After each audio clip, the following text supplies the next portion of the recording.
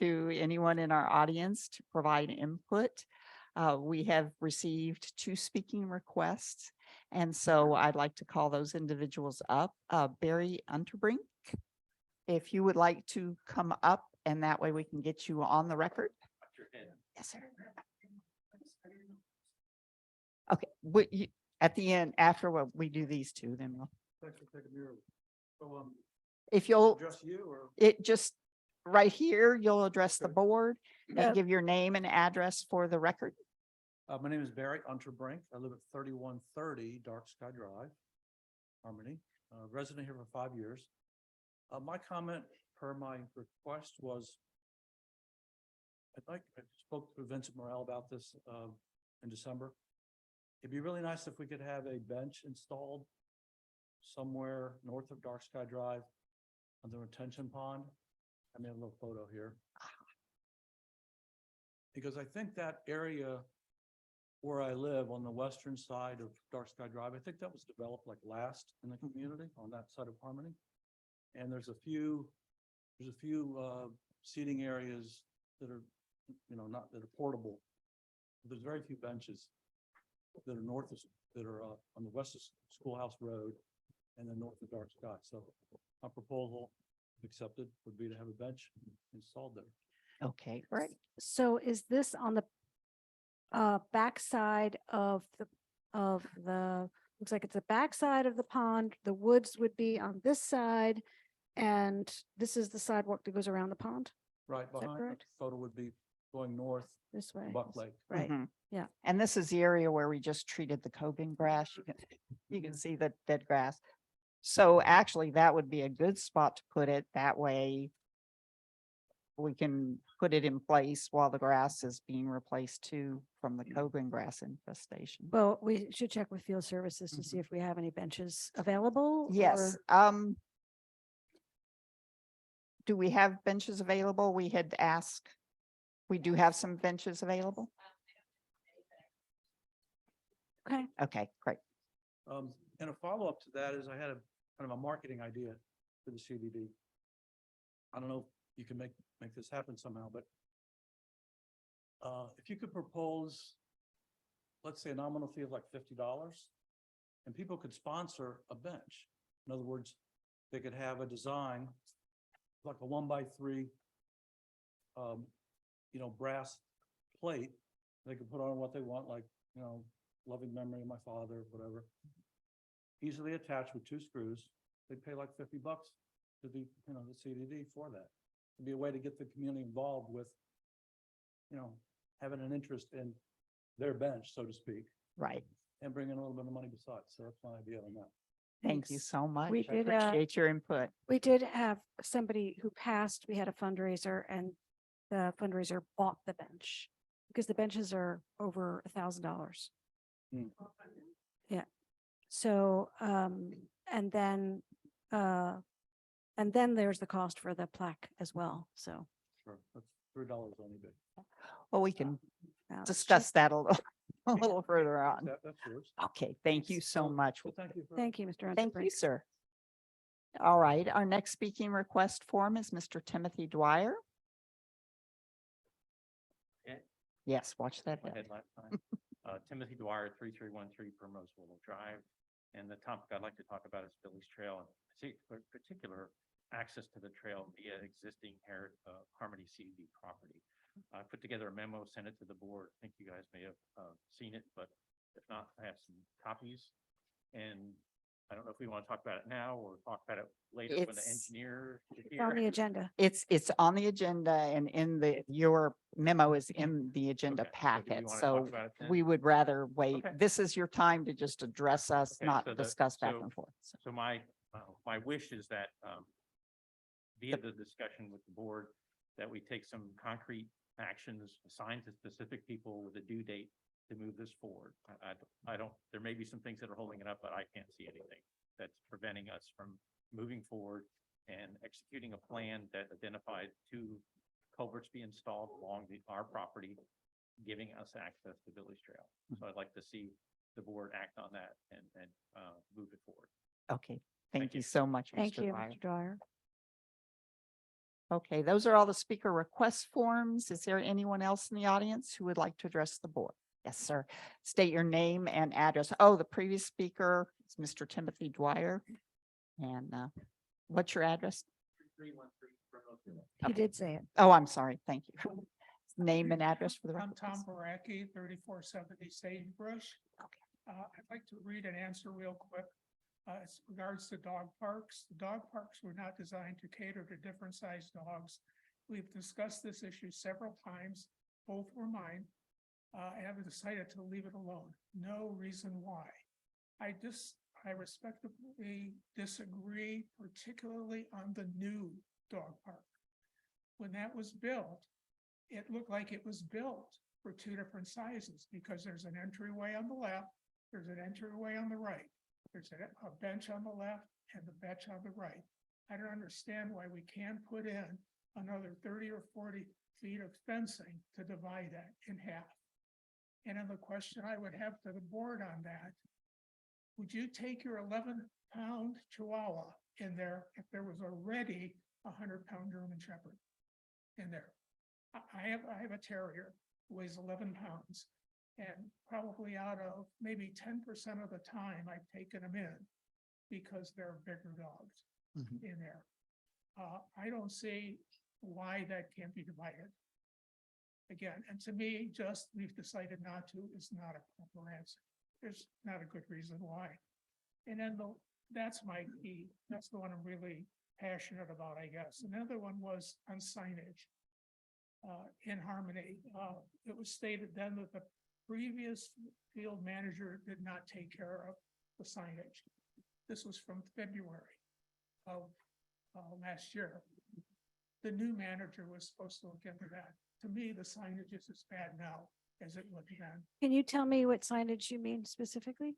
If you us? walk around the path going towards Buck Lake, around where the basketball court is. So you're talking about the stands that have The educational signage diagonals that are being Okay. refurbished. They're right being now. refurbished. Okay, well, they were being refurbished last February. and They're it was actually- almost a year Yeah, later. most of it's taken apart. They've repainted the signs. They're waiting for the contractor to present the signs so we can replace them under plexiglass in those. So Okay. it's underway. Okay, good. And just one more, is there any maintenance going to be done on the statuary, I don't want to say. When you've come in, the figures that are like 12 foot tall, they look like they could use a paint job. But anyhow, I'm really passionate about the dog park because I can walk to that dog park. Yet I can't take my dog there most of the time. Thank you. Thank you, sir. I'm happy to talk to you about it after, if you're staying, watch your head. I'm happy Yeah. to talk to you about it afterwards. All right. Do we have anyone else? Yes, sir. If you'd like to come forward, state your name and address for the record. Yes, and watch the lights. People- Hazard.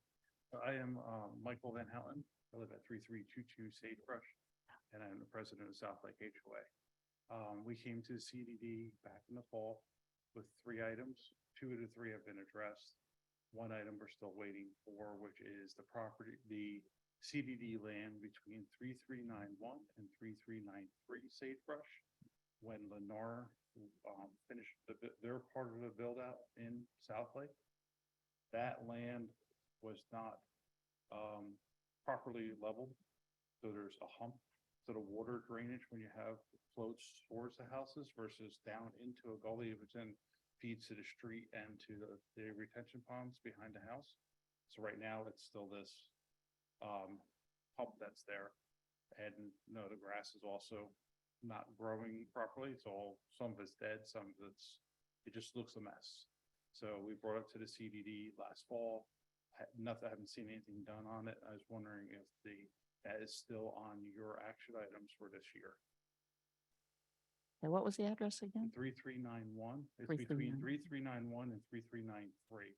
There's a property, the CDD on it. Right, That's the access way to the pond. correct. And it's not graded properly. It's graded this way versus this way. Mhm. So that is preventing when it rains, it flows towards the people's homes, leading, basically water. You could potentially get the water intrusion Right. if it's not addressed properly. Okay. We will look into that with our engineer and see if it needs regrading and if we'd be able to do it or if we need someone else. Right, okay, appreciate that. And the other, is a new request, some of the homeowners in South Lake, the parking on 5 Oaks. Basically, when you come to the exit of South Lake, the parking leaves the cars right up towards the curb, so you can't see around. And with all the volume of traffic in the area, is it possible to put a set of mirrors like we did down at the gardens so that we could see oncoming traffic or people, bicyclists or whatever? Because it's really the traffic issue, trying to pull out and not make sure that you can see properly. That needs to be addressed to the county. Okay, I wasn't sure. If you go to the county, and I will try and remember to get Roads you and the Bridges? information. I think it's Roads and Bridges, but I do have a contact name. Okay. They did the same thing down, is either Feathergrass or Middlebrook. But what they did is they did an evaluation and just moved that parking back. Yeah, I saw that. They Yeah, actually and that's did it. safer than the mirrors. The mirrors are That- really not the best way to go. Yeah, that would be even better. But so it's for, you think it's Roads and Bridges of the county? Yes. Okay, I can send them a letter on the topic. So Okay. You have a contact, who's the, Okay. yeah, Get you the con. so I appreciate that. Thank you very much. Thank you. All right. Do we have it Karen? in? Yes, ma'am. my name is Karen Barter. Come on up front, name and address for the record. Fun seat. Watch your head. Oh, yeah. Yeah. Oh, I'm better. Name is Karen Garter, I live at 3535 Claybrook Road, Harmony. I'm new kid on the block here. I just moved here like in November. Wow. I'm really concerned about the sycamore trees we have back there. They're giant sycamore trees that drop their leaves constantly, and they're actually have an invasive root system. They're going into all of everybody's foundations and stuff. Because they're concerned about that. And the leaves are being dropped constantly and there's no one picking them up. So the people are riding around and their kids are sliding on the bikes with them and falling into them and everything like that because the leaves are too slippery. Yeah, Is that- the condo association pick up the leaves in they your don't- condo area? They're not doing that? Not at all.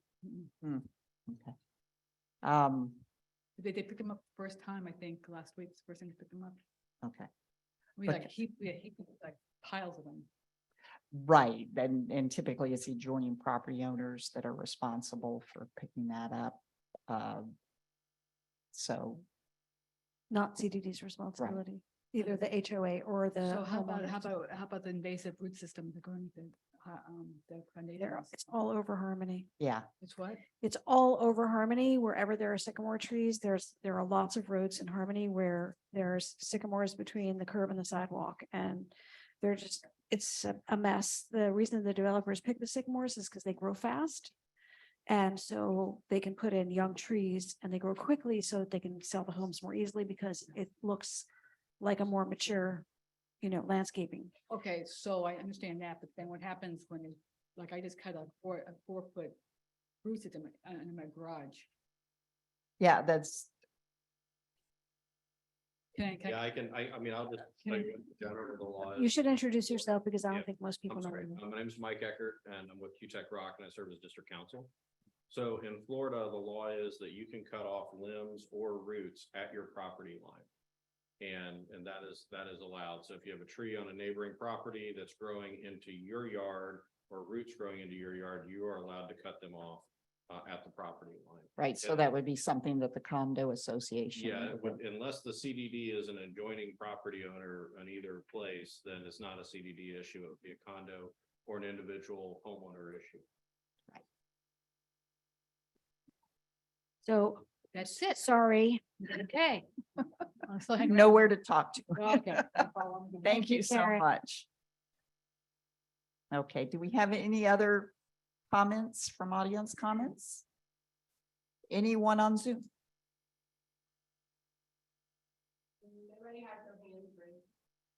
Okay. All right, thank you. Seeing that as no one else is requesting comment before the board, we will close this portion of the agenda and move on to our contractor reports. Cervello, Yes, if you guys have questions for me, go ahead. come on up. Pivot. We have Scotty here today. We're getting to the end. We appreciate all you've done for us. I do have a couple of things I just want to touch on. Does any of the other board members have anything? Yes, ma'am. Not a board member, but this is. Might as Angel well Montag. introduce yourself for the audience. I'm Angel Montagna, the district manager for Harmony CDD. A couple of things, I think Scotty already knows, the interior tree trimming began, and if you have an update on the progress of the. On the trimming? CDD portion. Yes. Right. That's done. Okay, complete. Yes, The sod. on clay brick. Mhm. Yes, we're gonna be installing the sod Monday and Tuesday on clay brick there. The only thing I have to find out, obviously, you know, my irrigation tech, Pete went down with a heart attack. Mhm. I have to find out from the other tech, did the node that was installed over there. But also note that that node is on Fuseller's land. That's not your property still, so that's, He doesn't own it. he did, well, whoever owned it at the time, you know, I think it was Fusler at the time. At the so time. We didn't have access to Right. it, and that's part of the reason why the sod went. Now, we're gonna install the node there, but you need to let your new contractors know whoever property that is, it's not taking property. Mm. So it's gonna be installed there. So yes, that will be completed between Monday and Tuesday. Okay. And the other was there was some sod in the lakes you were going. Yes, sagebrush, and I'm, Sagebrush. yes, and I'm kind of happy, he touched on it a little bit. We're gonna go ahead and install some behead there, because that's was originally installed, okay? That behead is gonna die again, okay? The ground is completely uneven throughout the lakes of the community.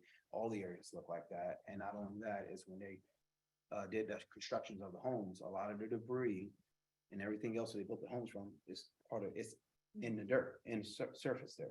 So all of that sod is on uneven land, plus it's just gonna continue to die. It needs to be regraded. Is that something that, Yeah. do we have a box blade on that tractor that we own? We do, and we could possibly use You know, you don't need more than a box. the Blade. scoop to get You're some of probably the gonna need a rubbish out. bobcat to dig down in there and grade those areas out. That's how bad it is. In some areas, you still have wood in certain areas, nails, rock, and that's throughout the lakes. I only agreed to do it just because, you know.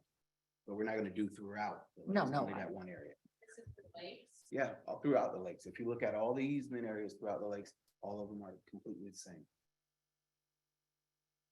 Regrading. That would be something the board will have to discuss and how Mhm. you want to move forward with it. And you do have irrigation in there as well. Yeah, so we've got to be careful of that. We're gonna bust that up. Yeah. Okay, trimming the tree limbs off the shade structures. That should have been done. I'll double check since we're here Monday and Tuesday, but they were doing it last week. It was completed, you're right. Oak trees that are damaged by oaks. Now, I was sent a picture of one oak tree that was looked like it was more damage, which we spoke to the guys about. But I mean, if you drive through Harmony, you'll see old damage from more than stuff like that. Can't say it was. Oh, Isabella but- or anyone else. okay, it's recent damage. That- And I think it's with your new crew. What has happened Mhm. is I sat there and watched him, and instead of circling the tree with the mower deck Okay. out to the outside, Mhm. he whips it all the time, and the tree rings that should be there haven't been maintained all the way down Five Oaks from here all the way down to the clubhouse. And if you go down, you can see almost I counted 39 trees. I saw some scarring, but I saw some scarring on the trees too that looked like it was done years ago. So There I was can't some, but say it's, again, I'm not, there's some really fresh stuff. If you Okay, go and- down and- during daylight. that's fine. That's something we constantly talk to our crews about and stuff. Yeah. It happens in the landscape world. It's not just Isabella. It happens. All you can do is try to coach and train your guys Right. not to do it again. The problem is that you guys haven't been maintaining the mulch rings around them. They are so close to the street that if we had proper maintained mulch rings, they wouldn't have any need to be on that side of the tree at all. The problem is it's such a narrow area, and that's why they're clipping it. I wouldn't necessarily say not controlling the tree rings. As your trees get larger, the rings should get larger as well. I mean, if we went in there and pretty much sprayed where the ring should be, Mhm. you wouldn't have no sod against your concrete areas. That's how large the trees are. Mm. So, and the reason, no, let me bring, the reason I'm Got it. bringing that up, the reason why I'm bringing that up, because we did that on clay brick. Mhm. And then the board went back and asked us to replace the sod there, which we told them it was gonna die. In return, it did die. That was from your previous board, because you have very large trees in your tree ring, you expand out. Most of your trees are up against concrete sections, so you have small sections. Now, if you want us to go back through Monday and Tuesday while we're here and edge the tree rings or do whatever to the tree, we'll be more than happy to. But I'm just telling you, your trees are too large for the areas that they're sitting in. Right, but having grass between the curb and the tree causes the crews to actually come in and dink the tree, which is really damaging to the tree. And so, hopefully they'll all heal and we'll be okay, They will. but that's a problem. I understand that, they will. Okay. And again, we were. But if- Cruise about it. If the tree ring had been maintained, then there would be no reason for them to be there. It would, you're right, the mulch ring would be right on that curb, but Mhm. that's the intent. And we Right. do have that in other areas of Harmony where that mulch ring, Mhm. you have maintained it right on the curb because of the tree growth. Yeah, in some areas you that's- don't have sod at all. Right. And again, that's just, coaching and talking with the guys. The trees I know the trees will be fine because you've got scars on these trees that's probably been there 8 to 10 years Mhm. and the tree's still healthy. As long as you're not cutting into the tree, beyond 4 inches of the tree, you're not really doing anything. You're just giving an ugly appearance, so to speak. I can't say how many we've done. I can't say how many the previous company or company before it's done. It's just a coaching thing in the landscape industry. Take a look at them when you're out here. I at the will. end of the day. All right, I do have a question. yes. Angel, do you have more for him? I do not, that was all I had. Thank you. Mhm. Did we sign didn't we do a contract as for annuals? You did do one, and our install manager at the time tried to make contact with his contact out here to say, hey, you wanted pink and red geraniums. The red geraniums were available, the pink were not, the pink were available in a certain flower. So I told him, before you do that, you and Alfredo get together and speak with Vincent at the time to make sure they're okay with it. We got no word back out of it, so we did not install the annuals. So we didn't send an invoice or anything to you after that. So we'll just go. Okay, just checking. Yeah, we didn't bill for it, so. Joe, did you have anything, Scotty? Thank you for Okay. your service. Thank you. Exciting. It's been a pleasure. Don't go yet. Huh? It's my turn. Oh, okay. I just have a couple of quick questions. Mhm. And you've answered most of my questions. One of the questions is, we had 3 oak trees put in on cup seed Mhm. and they were the wrong size. You guys came in and put just beautiful little specimens in there. All 3 of them are dead as a doornail. And that's not our responsibility, unfortunately, because we don't control the irrigation there. CDD doesn't control the irrigation there. And if you look at the proposal, it stated that we don't control the irrigation there. You had to have water bags put on it, which we've done in the past. And field services are responsible for water, because if we went out and watered those trees that are not CDD property, on CDD property, then we would be held responsible for it if we put it in writing. We didn't put any of that in writing. That's not our responsibility. I Okay. saw the trees. I called Brett. I talked to Brett about the trees as well. Uh-huh. One of the trees, I did shake it. The leaves fell off, which was a good thing. It means it's gonna push and grow. But at the edge of cup seed and schoolhouse, and then you got another one further on down, they're dead. They're dead, and they're not the responsibility of Cervelo, because that's not on CDD property and it's not even irrigated there. Okay. So you're saying the one further down away from the school is doing well? Or It was you run by expect home- it will come was back? run by home. Right. That one there, the leaves have dropped. Okay. I even looked at it today before I came here, and So you anticipate it coming I back, think that one will. but come the other back. I 2 think- are, No, and I called Brett, and Brett said they were watering twice a day. The other 2, they're not gonna come back. How many are there? There are 2. I just don't. 2 of them won't come back and the third one thinks will come Yeah. back. And Okay. we've done that, and we've done that numerous times Yeah, the with two different you put borders. in on my side of cup seed, I ended up watering them, and keeping them alive. Well, and that's unfortunately, that's what has to happen is Mhm. owner take responsibility of doing it because those water bags, you're only gonna get 4, maybe 5 days of drip out of them. And sometimes. Oh, you don't even get that. Well, yeah. it depends on how much you open them up. Mhm. And I don't know if they were watered or not. Yeah, I don't think they got water. Thank you, Sue. Thank you. I have enjoyed working care. with you. Take care. Before you go on, we have a Yes. chair there that's vacant for anybody who might want to sit down there, and we Would have you a like chair to here that take can a be seat? pulled away. Okay. It's gonna be a All long right. meeting. A Long long meeting. That's okay. If his legs get tired, yeah. Oh, thank you. Yeah, you can move it around. They're portable. All right, the next item on our agenda is let me see if if the board does not mind. We do have one item that we may be able to help some folks out by moving it up on the agenda. And that would be where it is. Here's the Can agenda. you help me? Here, Benchmark, yes, That would be great. the name. Yes.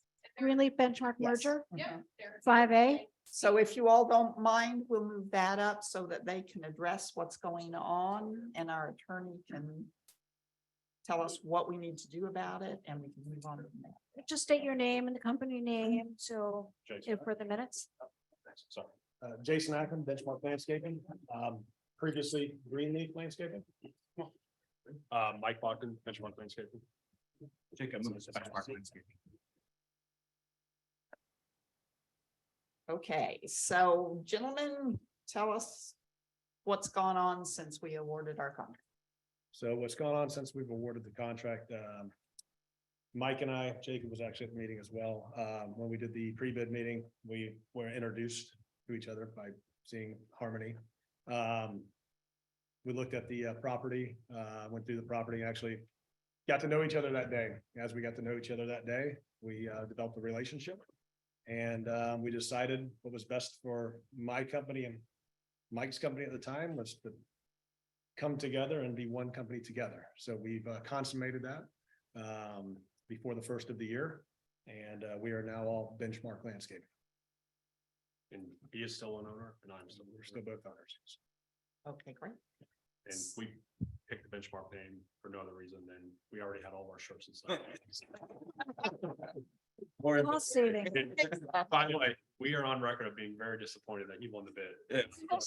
Don't have to go. We are very Sorry.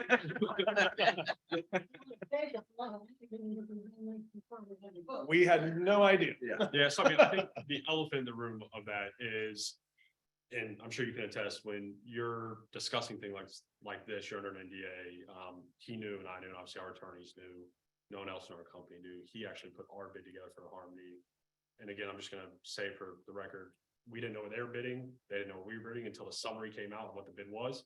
Because as I'm sure you can attest, deals fall apart left and right. So up until essentially 24 hours before closing was when we pretty much knew we were gonna close. Because there's a million factors. I think you're an attorney, you understand of what happens. Yeah, so, many. yes. So at this point, is there any action we need to take? We entered an agreement with Greenleaf and that was the name on the contract. Correct. That's So- who you awarded, and rank number one was Greenleaf, and that's who, I suggested the contract be written in the name of Greenleaf. And when do you all start, or did you start? Next Wednesday. Next Wednesday. Okay. So what we would need to do today is go ahead and approve an assignment of that contract As a board, to Benchmark as a board. And we would want to see, as soon as that assignment is approved, we would want to see the insurance certificate, from Benchmark, which I think they're prepared to provide as well. But I would just wanted to make sure that we signed the initial contract with the company we picked. I think we did, and obviously we can send it again, but we did submit the COI and W-9 with all. Okay, yeah, all the requirements needed, Yeah, it just needs to be dated after the assignment. okay, perfect, So, it's not a problem. Okay, great. so I move to approve assignment of our contract from Greenleaf to Benchmark. Do we need anything else in that motion? Nope, that's it. Do I have a second? I have a motion and a second. Any further discussion? Hearing none, I'll call the question. All in favor? Aye. Aye. Any opposed? Hearing none. A motion passes unanimously. Welcome aboard.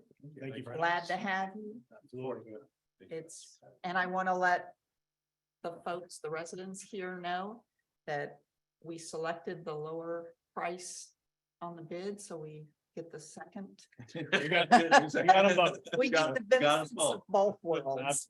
Absolutely. Glad to have you on board. Part of an acquisition and merger of two companies like this is you get the best of both staffs as well. So the other gentleman that was here, Cal, he will also be a picture here. Jacob will be the primary contact on site. Cal, with the support of that side over there, will also. And you also have both owners of. Correct. Wonderful. So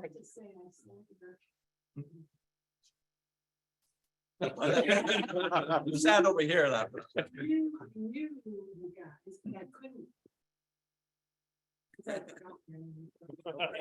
That was your first meeting, wasn't it?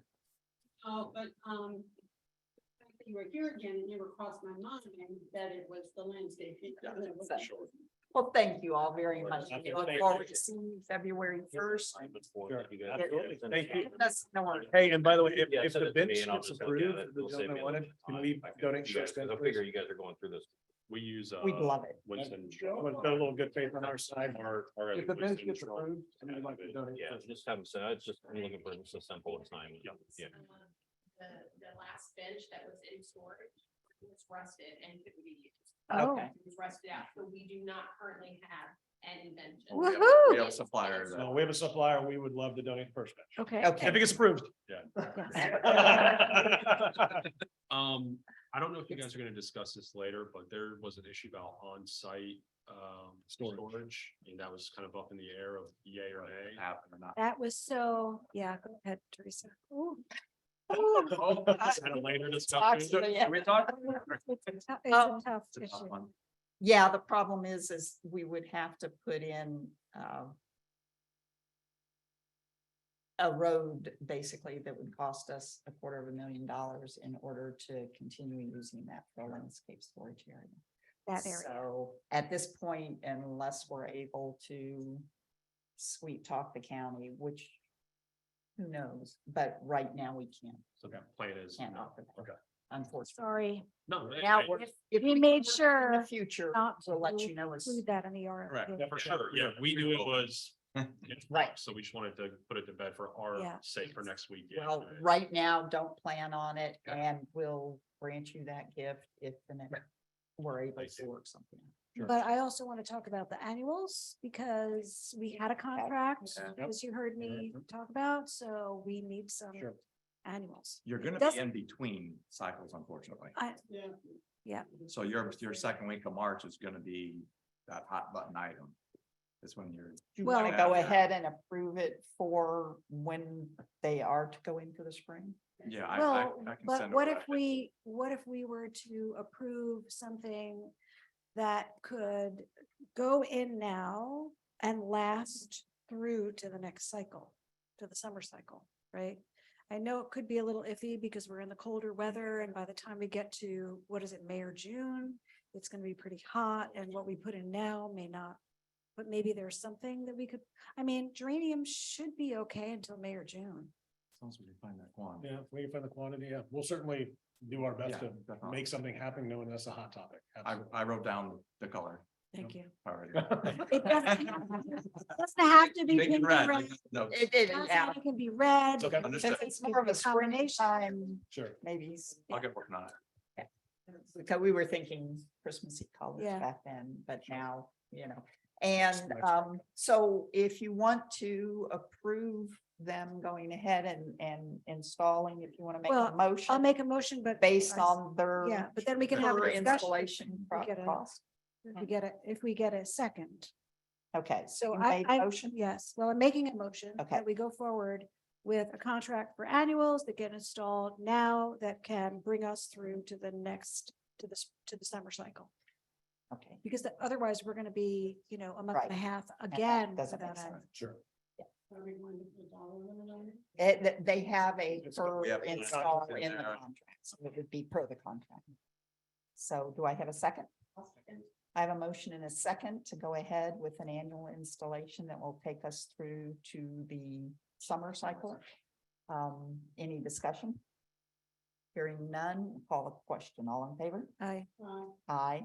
All opposed? Hearing none, motion passes unanimously. All right, gentlemen, All right. thank you so Great. much. Thank you. Thank you. Everybody. But the Watch cost is still- Watch out. Yes, it's nice spring right now. Wonderful, and that was item 5A. 5A under staff reports that we brought forward for the record. Thank you, guys. Thank you. Thanks, Have a Angel. great day. Thank you. I'll get that email. Okay, at this time, we're on item 4, which is the consent agenda. On the consent agenda, we have the minutes for the December 15th, 2022 regular meeting, the December 2022 financial statements, December 2022 general ledger, and number 272 invoices and check register. Do we have any? Yes, ma'am? Move to approve. I'm sorry, go ahead. That's fine, you can move to approve, but I do have some updates that I Oh. need to provide. Okay, let's do the providing them for. So there were a couple of questions Teresa sent in, also one, Joe sent in. So you saw some Home Depot receipts that stated Riverwood. Those are Harmony charges, but the tax ID number that is assigned to Harmony is also attached to a phone number at Infomark that states Riverwood. So they're in the process of changing that. It is a process, but the charges are in fact Harmony. Okay, let's stay on that real quick. There were a couple of those two of those receipts that actually were charged sales tax. There- Is that being taken Yes. care of in the process? That has been refunded. Okay, And you'll So see that's that on been your refunded. next, your next statement. All right. Another one was, so that was the Riverwood and some sales tax, which has been refunded. Also, there was Tom Parrish. It was questioned why that bill took long to pay. On 12/15, the invoice was processed. Sally was out on vacation. It was paid on 12/22. Looking at the vendor history, of these invoices, they weren't sending them straight to Avid. They were sending hard copies to Coral Springs. So that was the delay there. Also, Sally has gotten with Mr. Parrish that when he is used in the future, please send them there so it can be automatically processed and he doesn't have to wait. There's also a revised invoice that he had to submit, which caused a little bit of delay as well. So that was that, and Mr. Parrish has been spoken to as far as anything regarding this payment. okay, that was confusing because when I looked in Avid, it showed that it had been approved in Avid in March of 2022. Then a new invoice had to be requested, and then we also had to get his W-9, which took a little bit, because in order to pay a new vendor, we have to have W-9 certificate of insurance in order to do that. Okay, because he'd been paid an invoice previous to that for the correction of the sewer pipe from the swim club. Okay, well, That's the information Sally gave me. okay, let's stay on top of that and make sure we don't, because he's a great plumber and he's provided us great prices. I would hate to lose him. So everything's smoothed over with him at this He's point? perfectly fine, Okay, good. no issues. Okay. Another thing that was asked. Pegasus bill on southeast survey and mapping. David did a digital elevation map that shows the high and low elevations throughout the entire subdivision that was used a few meetings back to show what areas in the community will flood when the lakes rise. This map was used during our post-Ian flooding discussion. Southeastern was used due to Donnie being out sick. Is that an accurate explanation? Okay. Okay. So that explains what that is. And yeah, so DEM is digital mapping. Yes, Yeah. sorry.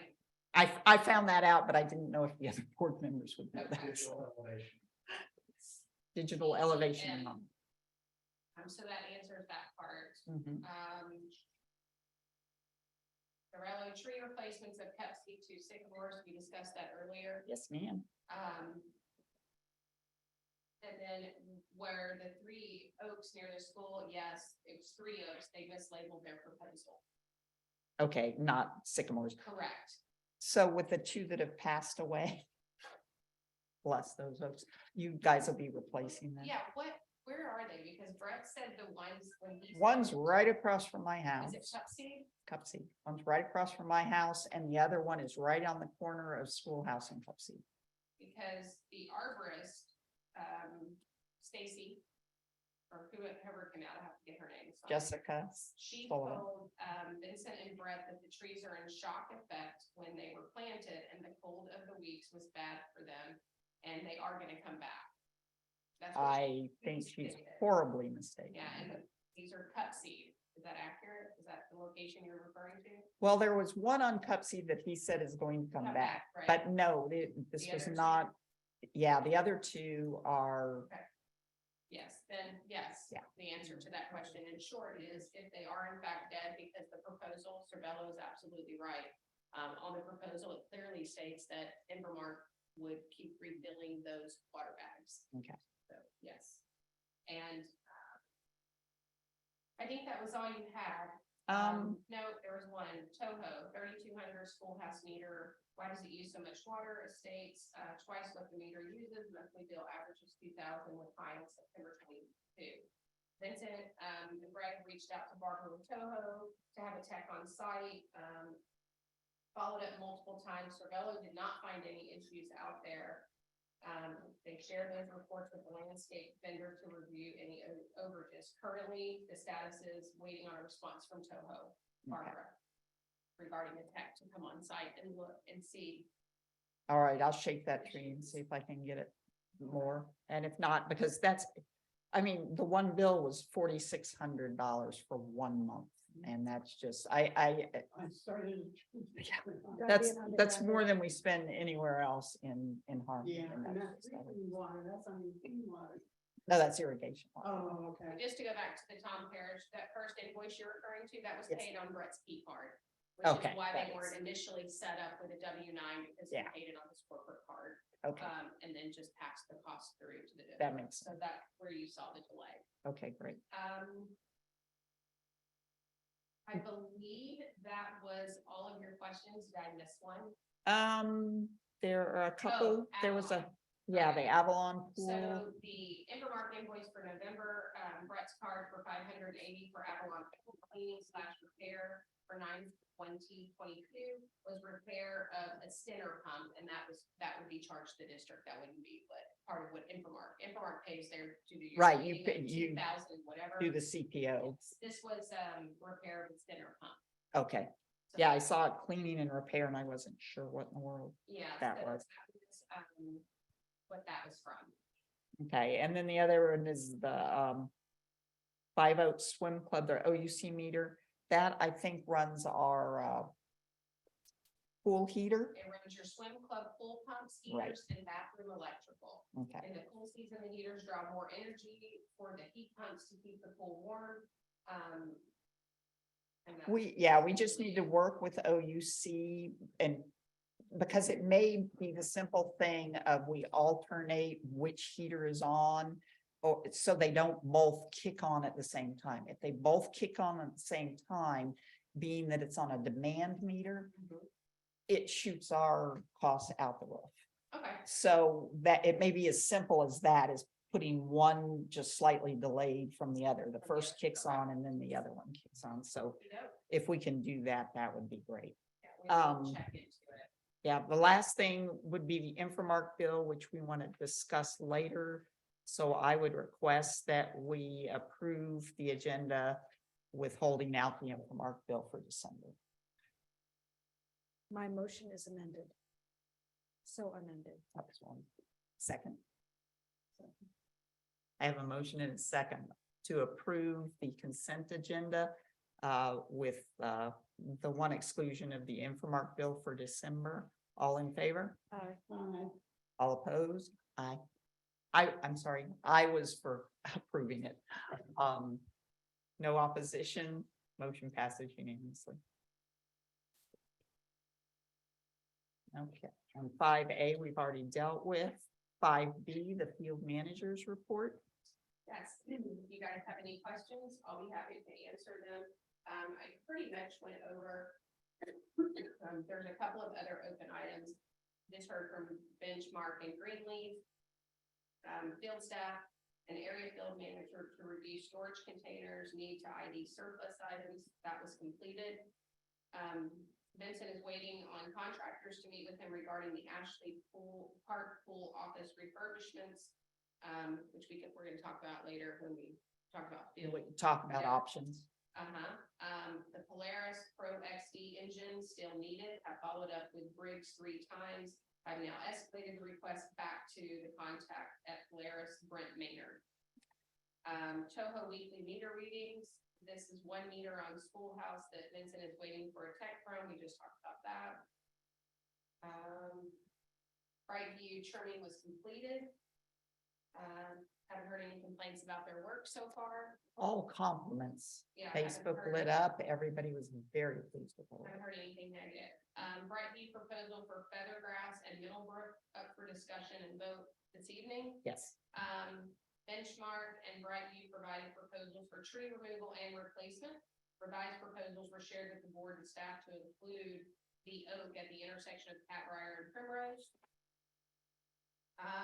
You all see and have access to the Dropbox that has all that information in it. Do you need me to go through that? No, but it's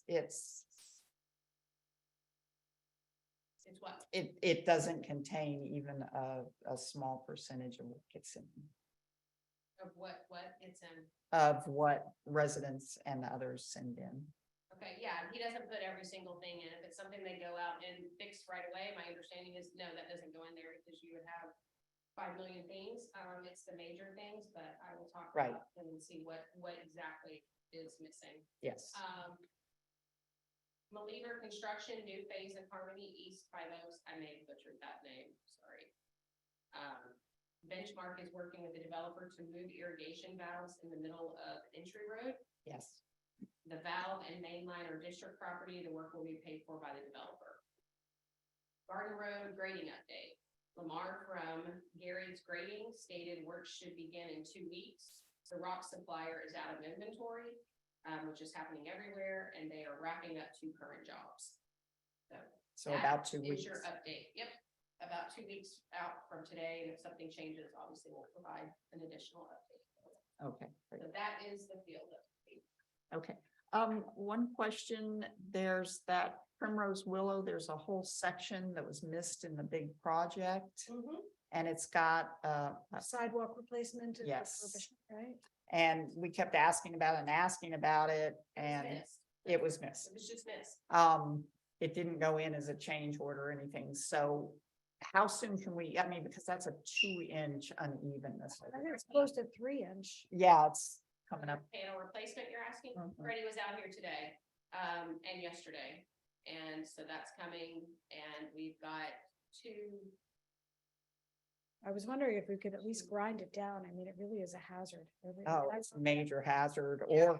or come in and put Yeah. something over on a blue stem. Before you guys even came on board, somebody, and I think it was the homeowner, came in and put some sort of grout or concrete to transition it, and it has held up wonderfully. If they could at least do that, so it's not that blunt. Yeah, trip kids hazard. riding Blue bicycles. stem, you say? No, it's on Primrose Willow. Right, it's on Blue Stem, right at the curve where it comes around and starts behind the school. If they want to take a look at that and see if that's something that they could do over there in the I think that will interim. do something and maybe. Something, even even go grind out some of grind it down. Yeah, it's just It's been horrible. bad, And and it's, I've mentioned it. yeah, it's been I there mean, I since, think June, I said something last May. June. It goes back to May. Yeah. Or at least that's what I think. So yeah, At this point, Is it what? yes, it's marked in. Yeah. it is marked, but But if But it's still. dark, you're not gonna see it. sure, Yeah. no, I understand, okay. yeah, it is marked, but there's. Yeah, we just need to get that done because it's been sitting, and there are several other sections that Yes. need to be replaced, so Okay. if we can. Yes, Freddie's doing actually, he went out and today and yesterday and marked all of the major panels throughout the Okay, community. But this Primrose section, we'll go out and look at Bluestem, see what they have done there, and if that's something that can be done, maybe we can just do that, but in the meantime, maybe grind something at least to Okay. get the big lip that would down be great. or something. The other thing I'd like, Jessica Sullivan with IFAS had recommended against going in and cutting the roots of the trees because of possibility of creating instability in the trees. And she had some alternative methods. Mhm. So if you all could look into that, that way it'll preserve the trees yet allow our sidewalks to be safe. So I think it was like creating, It is, it's a slope. Yeah. slope or the kind of stuff we have in the small dog park off of Primrose Willow around the benches. It's like a rubberized, To spray it in there and it Matting? lifts the sidewalk panel. or to remove the panel And because the replace root's it with gonna that. be there and replace it with that. So that some alternatives, if you all can explore those, and maybe that could be a test site for one of those. Yeah. Definitely. That would be great. We can look at that. All right, any other questions before we go into the proposals? I have a question about, the tree. Okay, removal let's- and Replacement. Let's start first with the Feathergrass and Middlebrook. This is tree proposal A. This is basically an extension of the contract that they've already done for inside tree trimming. But because they had not given us a quote on Feathergrass and Middlebrook, because those were county streets, but we decided to include the county streets. It's before you again. That is the same per tree price that they gave us for Dark Sky and Butterfly, which are trees of the same age group. And they did again go in and select and suggest pruning only the ones that were needed. So at this time, so we have consistency with our inside tree pruning. I would entertain a motion to approve. So this is, we're talking about 5B. Yes. 1A. Yes. Well, yeah, no, 5B, yes, IA. 5B. IA, or YA. And that's a separate from the other proposals. The other proposals are alternatives of the same work, so it was kind of confusing when I first saw how it was And like that. I was confused because we received revised proposals and I was confused as to, because they came in relatively late. I was confused as to which of these four, A, B, C, D, the revisions were on. Okay, we'll go through that first. It was not, the revisions were not on A. So A is strictly the periodic tree trimming for those trees on Featherbrook and Middlebrook and Feathergrass. Move to approve. Brightview number 497490. Okay, I have a motion to approve. Do I have a second? I'll second. I have a motion and second. Any further discussion? Hearing none, I'll call the question. All in favor? Aye. Aye. All opposed? Hearing none, motion passes unanimously. And that contract, we'll have district management just take the one we had for the remainder of the community and paste in the new price and the new scope. And they provided you with the scope and the graphic for that, so that will.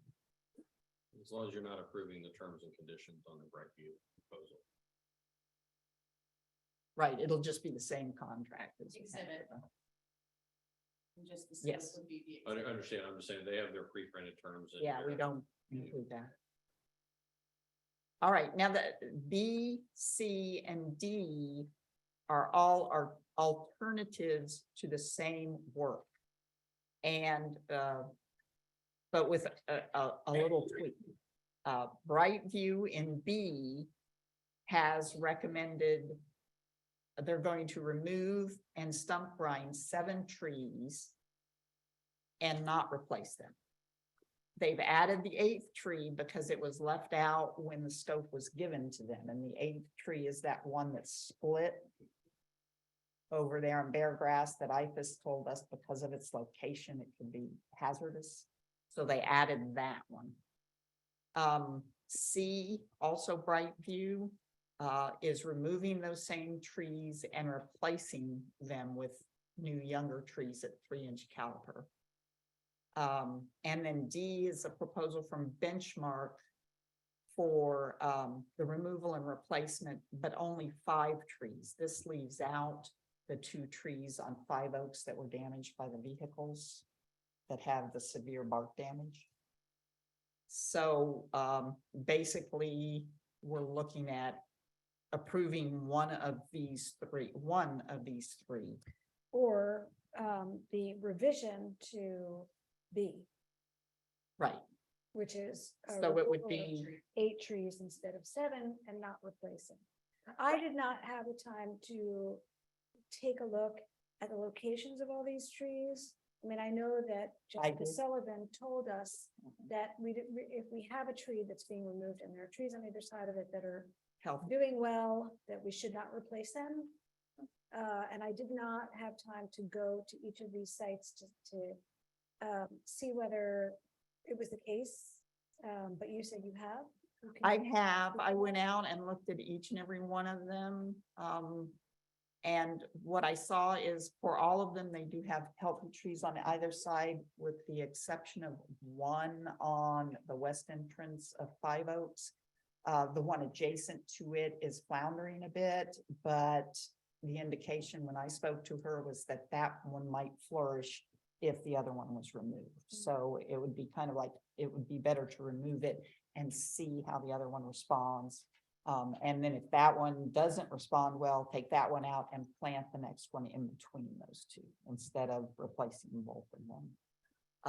But all the other ones do. The only ones I had a question about was there was the one, it's a maple at 6850 Sundrop. Jessica, or the maybe it was Brightview, rated it as health was 60%. It was in fair health. It did look a little scraggly, but not more so than some of ours. So that would be the only one that I am not fully sure of. The Laurel Oak has got definite trunk and base damage. And it has a dead tree across the street that is only a stump now, so if they could take that stump out while they're there, that would be good. But again, that maple, it is really scraggly, and we may take it out and see how the adjacent trees do and possibly replace it in the future, but not right now.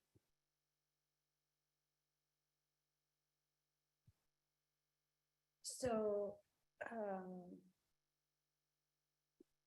I see there's proposal 504-130 from Brightview. Is that, these are removal and stump grinds? That's the revision that Brett sent. Is that the one that we're considering along with these three? Is that the replacement for 501149? No, 504-130. These are removal and stump grind of 1, 2, 4, 8 trees. 8 trees. Okay, so that's the revised number. Yeah, that's from his email Okay. that was on. For some reason, I thought they were using the same numbers. 23rd. And what, can you give me that number again? You bet. Just bear with me a moment. The amount was $6,400. Yes. Move to approve Brightview proposal 504-130 for the removal of 8 trees, removal and stump grinding of 8 trees. What's the number? The proposal number 504-130. Okay, I have a motion. Do I hear a second? I'll second. Okay, do I hear any further discussion?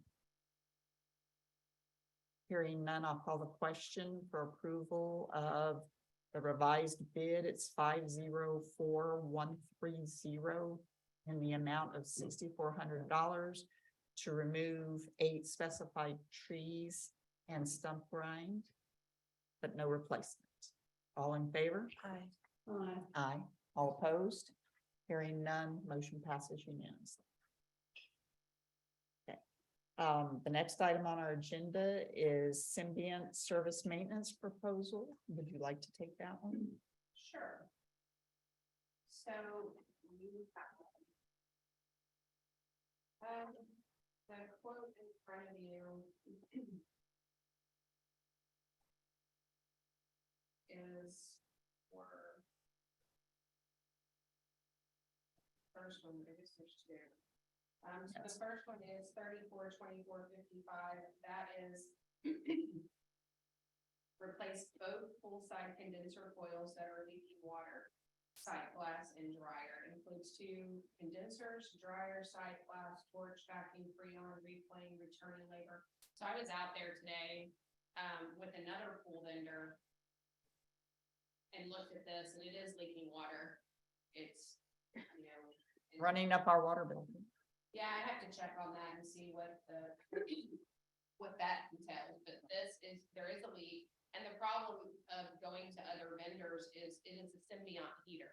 So you have to, Symbiont is the one who has to fix it unless the district wants to go with whole new vendor with the whole new system. Beyond warranty. Right. So there is a 1-year warranty on parts and labor on this and 1 year, so it tells you all the warranty stuff, but it definitely needs to be fixed. Right now you have 1 heater working and it's heating the pool and it's heating it to 83. But the problem is you can't turn off that main valve to stop the leak because the water has to flow through both or it won't heat at all. So it definitely has to be fixed. And the systems are very old. And it's about $50,000 to replace those heaters. Which I talked to another gentleman, and you can go to a whole new system. That's through Symbiont. It's about $50,000, but you can go to a whole new system. There's a couple out there. Bosch is one of them.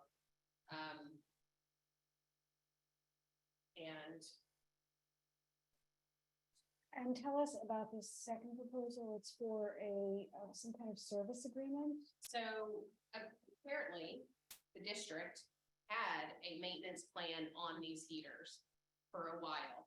For whatever reason, back in 2019, the board decided to do away with the maintenance plan. There's been no maintenance on these machines since 2019, since you canceled the maintenance plan. The board did not do Yeah, that. don't know why, and did not research minutes to find out. That is something I have Christy looking at now, but that is what the Symbiont rep, who's been the rep out here for however long, that there used to be a maintenance plan. And there's been no maintenance on these since 2019, and that's when the maintenance plan was canceled. I say by the board because Well, you would imagine it would take a vote of the board. that's my assumption. Whether it was Mhm. a field manager that I have no idea, but it was canceled. So there's been no maintenance done on these since 2019. So the recommendation is, yes, you should have a maintenance plan on these. These are very expensive pieces of equipment that this. And this is a district sole, uses. this is essentially a sole source because it's a Symbiont product. That is correct. It has to be Symbiont. Another vendor wouldn't Nope. service it. So I guess our decision is to accept this or to shut down the pool heater and investigate replacing it or choosing not to have any heated pools. Is that what I'm hearing? Those are your options right there. Okay. I'm looking for a quote. Okay, so I move to approve Symbiont Service Corp's quote Q7681 on SA 2784Q. Which are the 2 proposals in the agenda. Okay, I have a motion. Do I hear a second? I'll second. Do I hear any discussion? Well, I would like to know what this service agreement includes. Right here. Yeah, it's pretty expensive. Yeah, it's in the. Oh, it's this, Yeah. that's what, okay. That's everything for your planned maintenance, 28-point checklist. So this is everything. And also being that you would be a maintenance plan holder, you have preferred discounts on all parts and labor that aren't covered under the warranty, the manufacturer's warranty. So they give you some sort of discount for being in their maintenance program. Okay, and nothing is under warranty except for, or are some of these parts in the Yes, if you look proposal? on here, it tells you. They will be warranted once they're replaced, right? Replaced, that's right. You have 1 year warranty on parts and labor on one thing, and another thing is another 1 year parts and labor warranty as well. Okay. Okay, any further discussion? Hearing none, I call the question. All in favor? Aye. Aye. All opposed? Hearing none, motion passes unanimously. Okay. We will keep the heater running for everybody. I felt it today, it was chilly out, and it felt like a hot tub, so. Yeah, it's pretty nice when it's. I was surprised that it was as warm as it was when I felt it. I was expecting it to be that warm, and it was like a hot tub. Yeah. Kind of crazy, but. So. So next you have staffing, update. So I have a couple of things. You know, I've heard several different, not several, a bunch of, issues that have come through. Teresa's gonna be able to touch on those if she'd like. So essentially, I had planned to come today with a whole package of kind of some different things with staffing, our field and what they do on a daily basis and all those things. I don't have all of that put together. I was out here today for 3 hours and basically for some cool stuff, but ended up looking around. So the staffing update, Teresa's interested in, you know, what kind of credit Infomark's going to give the district back. And as it sits today, we don't, Infomark doesn't feel that we owe you a credit. As of November, Chris and Asher quit or resigned. This is during the hurricane stuff. Chris went to do, not that it matters, but he went to do some like adjuster work. And then Asher kind of shortly after. So you were down 2 people as far as staff wise. We had people from our general field staff coming out. Jorge, Freddie, Russ, a few different people here and there, things needed to get done. Also currently, we are staffed with temps as well.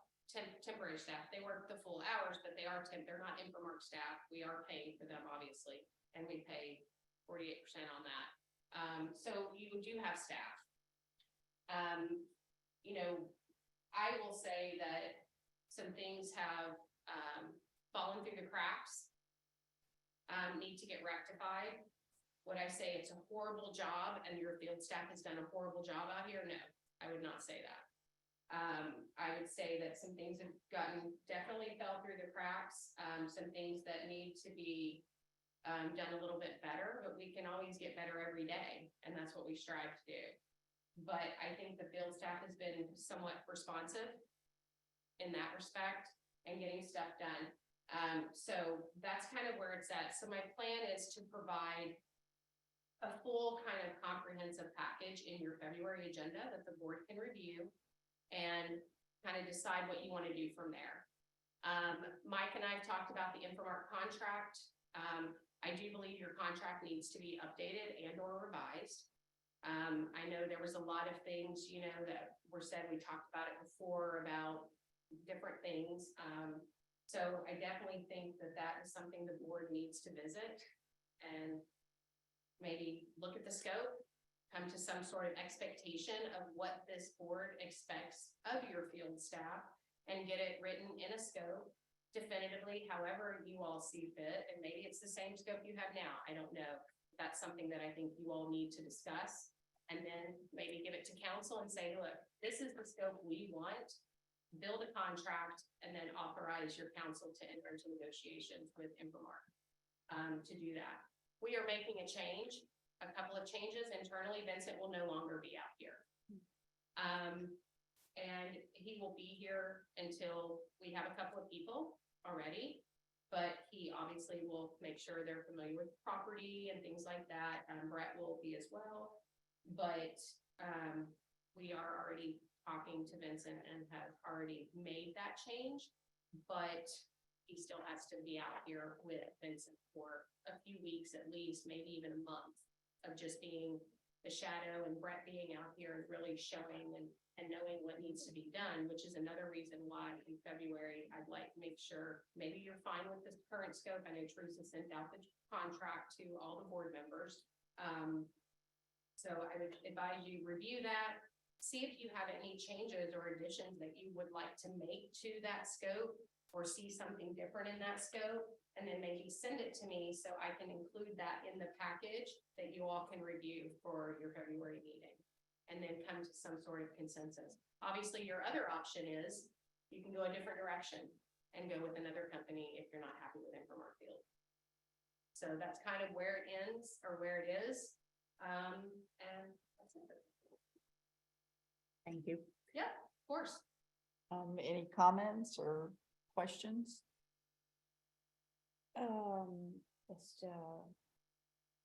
I received a call last week, earlier this week, I can't recall. Last week. It was last week, asking for my feedback. But the fact that Vincent is being replaced is coming as a surprise.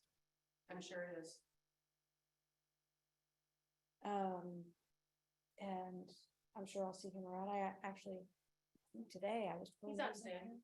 He's Oh, not oh, here Vincent. tonight because He's not he's feeling ill. well. Yeah, and being that we're in such a tight space, even though even today outside, he was wearing a mask. But being that we're in such a small space, I just asked him if he would join by Zoom, Yeah. just to be safe. Yeah. But he's not feeling good at all. I'm sorry. Well, Vincent, I hope you're feeling a lot better very soon. I'm sorry to hear that you're not going to be in Harmony much longer.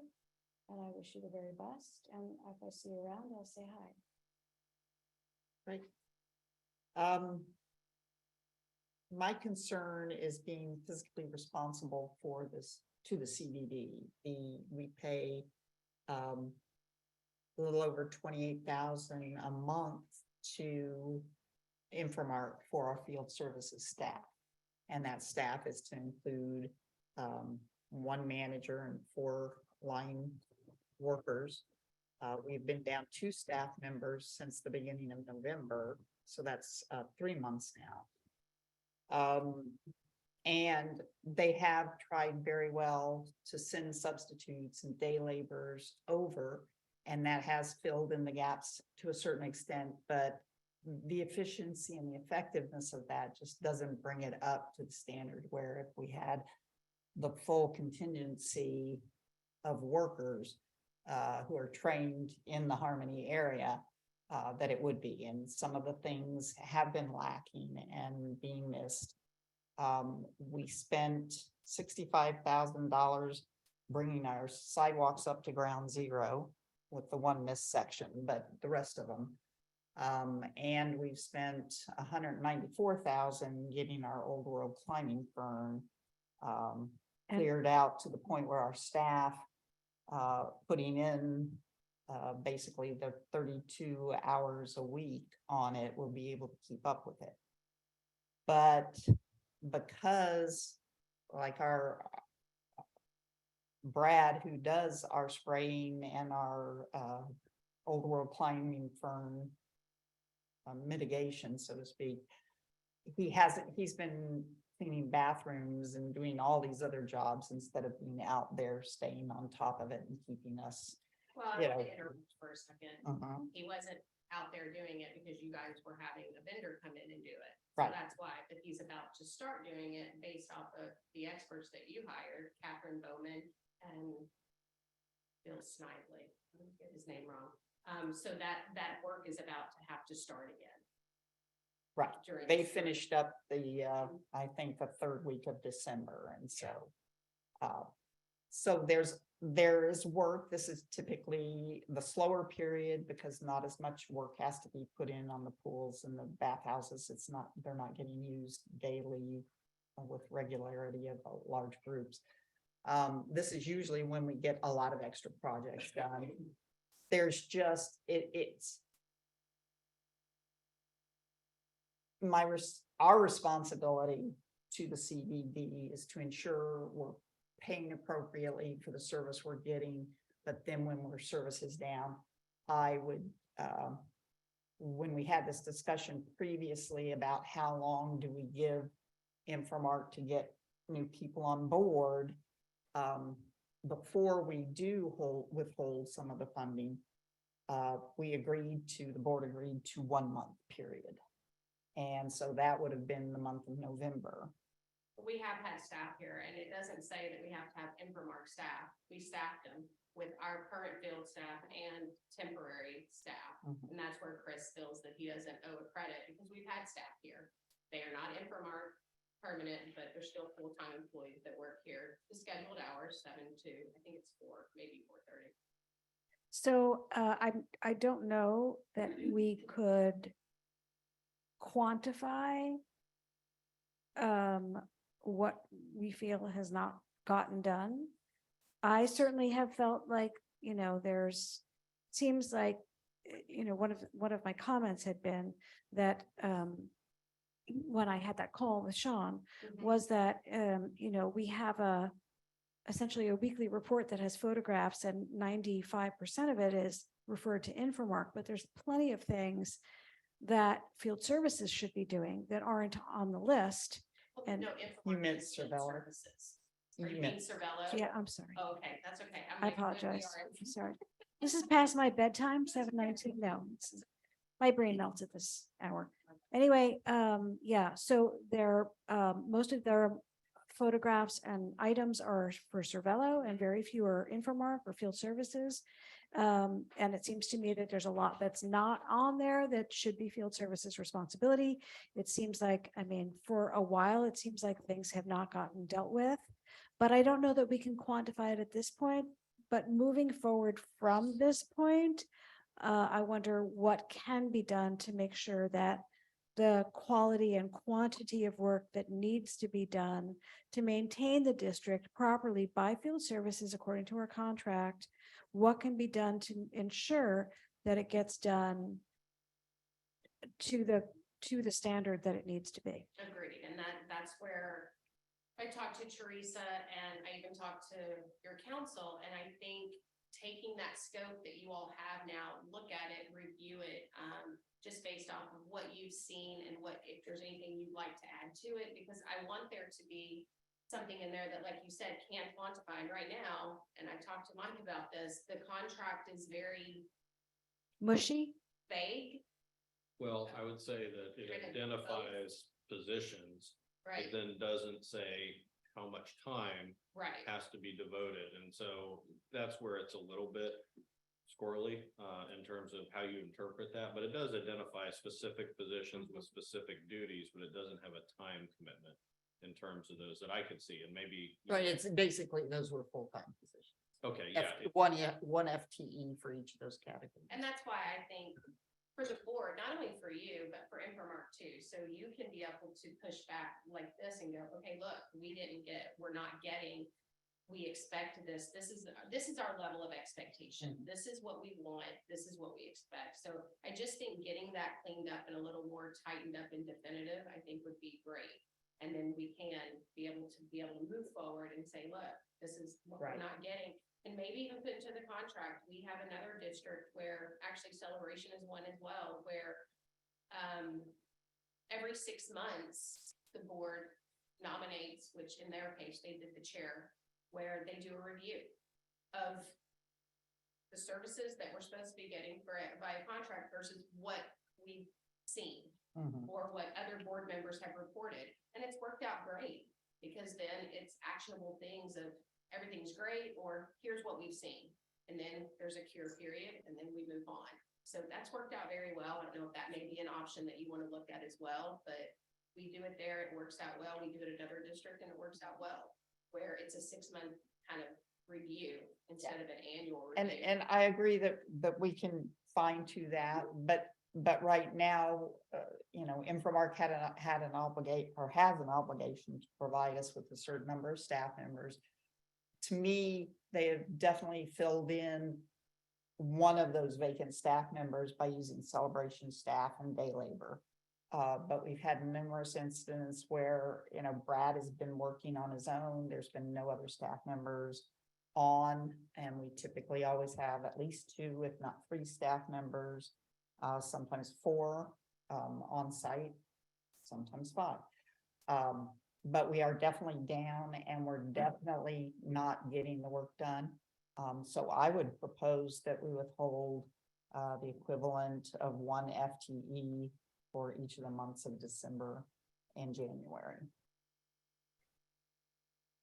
And we would need examples of that and times and dates that nobody was here, because we also have where we've paid our celebration staff overtime to come and work on the weekends with Brad, and we have documentation of that. So, and I talked to Chris on the way here, and essentially that's his stance, but if the board can provide, you know, data showing this is where you failed, then he's happy to entertain it. I mean, we have a good partnership, want to remain that way. Well, are you gonna provide us with the worksheets that say who was here when, and, you know, again, We certainly can. the problem is a day laborer, It's still is it employee. most, it's an employee, but you know, at most, it is equivalent to maybe half a person, if not But- even that. Teresa, that's your opinion.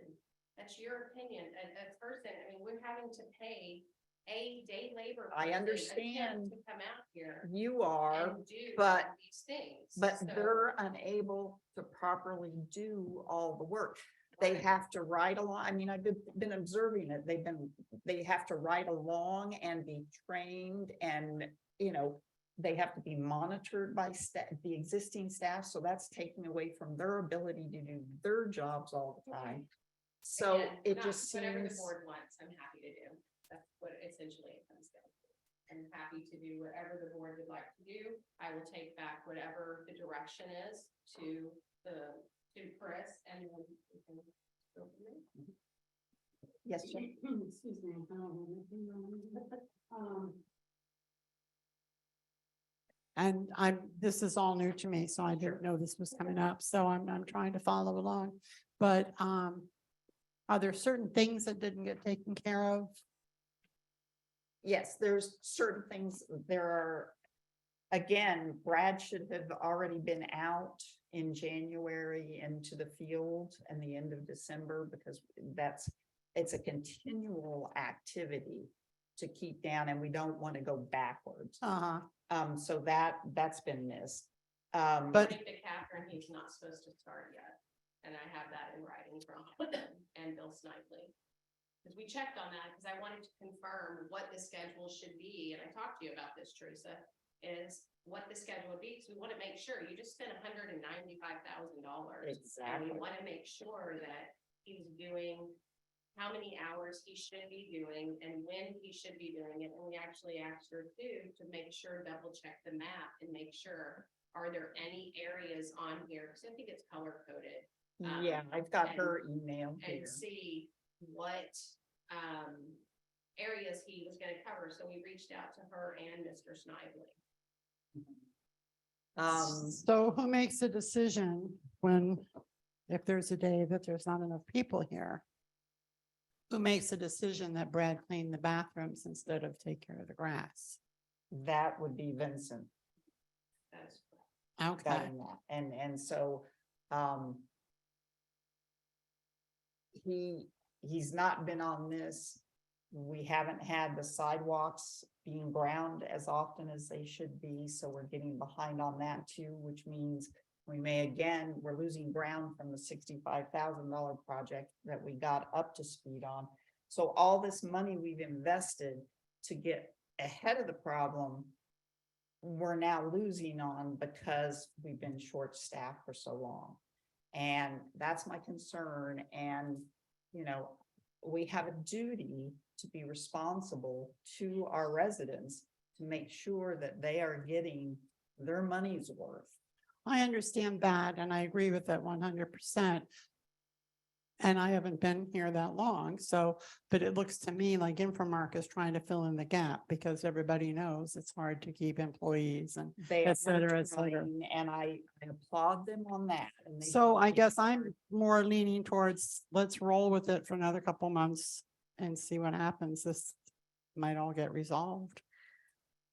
As I said before, the ability to quantify is, I think, where right now we have a deficit of information.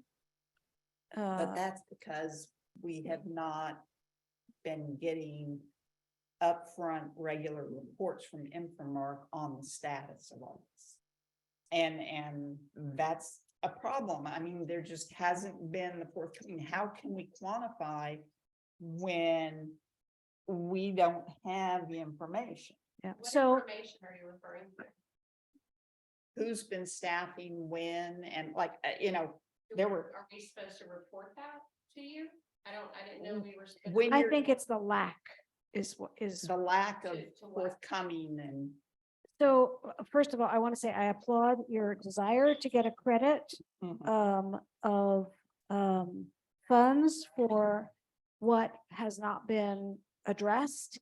And I think what Teresa's trying to say is when there are staffing issues and there are gaps, maybe it'd be wise to let the board know that that's the case. Yeah. My feeling is moving forward, let's look at the contract, maybe revise it a bit so that we have a better way of quantifying when things aren't done. And when they aren't done, they're tracked and then we can request a credit. But at this point, I'm not sure that we have valid, reliable information, data in order to say we deserve a credit for this much. And maybe we need to be more specific, like if there's a day that this and this and this is happening, take care of the thing we've invested $150,000 in, and we'll just shut the pools down if we have to for a day until someone can clean the bathrooms. I mean, you hate to shut the pool down, but that's a lesser evil than letting something happen to something that we've invested a lot of money in and want to keep in good shape. Just so you know, that is obviously never the goal. Right, right, but it, Yeah, no, but you know, wanna if we make have another, sure- Yeah, and that's why we sent additional people out, because, I mean, again, it comes down to, we have a partnership, we want to continue that, we want to do what is right for Harmony, and we want to make sure we're doing that, and that's why I think it too is important to look at that scope and see how it can be tightened up. And I'm not saying that because your scope is bad, that's why staff is not, things aren't getting done or slipped. That's not what I'm saying at all. But I just think you need to look at your contract too and talk about that and see if there's some revisions and some clarity or tightening up for your expectations. And then, like I said, there's other measures we can put in place too. Like I mentioned, every 6 months, it's a review. This is what's not being done. How is it gonna be fixed? We're giving you 30 days to fix it or correct or what have you. I mean, Right. There's a multitude Well, of things. we did do the annual review, and unfortunately, some of the things we agreed on did not get followed up on. So, again, that's the difficulty I'm having. But, maybe we can get past this, maybe until we get fully staffed up. You can concentrate some of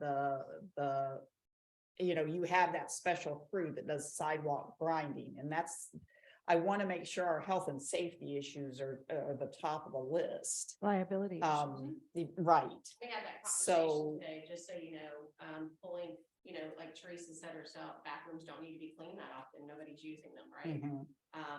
So maybe we, as Joe stated, and we take your crew, your 4 or 3 guys, let Brad go do his thing and start focusing on that. And send 3 or 4 guys out to get some of this major grinding done. Right. And Stuff then like maybe that. instead of just a person to tag along, either a day laborer or a celebration person, if you can send like the sidewalk grinding crew who knows how to do that and can hit the ground running, they don't need any specific direction or anything, and then our folks can concentrate on doing the other things that need Harmony specific knowledge on. And that way, we're not having them double up, and, you know, I sat and watched two employees, I guess, either a celebration or a day laborer, stand there with an Ernesto, filling the water bags for 15 minutes and half an hour. And, you know, it's stuff like that, that you start noticing that it's just, it doesn't have the efficiency or the effectiveness of having true staff on the ground. And I know it's hard to get staff, and I sympathize. Yeah, I sympathize with your position and the difficulty, but I think there's more that you guys can put on the table to help us stay ahead, since we've invested major funds to get ahead of all this stuff. And we were anticipating being able to keep up with it all. So that's my message to you. Absolutely. All right, can we move on? We can move on. Vandalism. Vandalism on the boardwalks with the security cameras.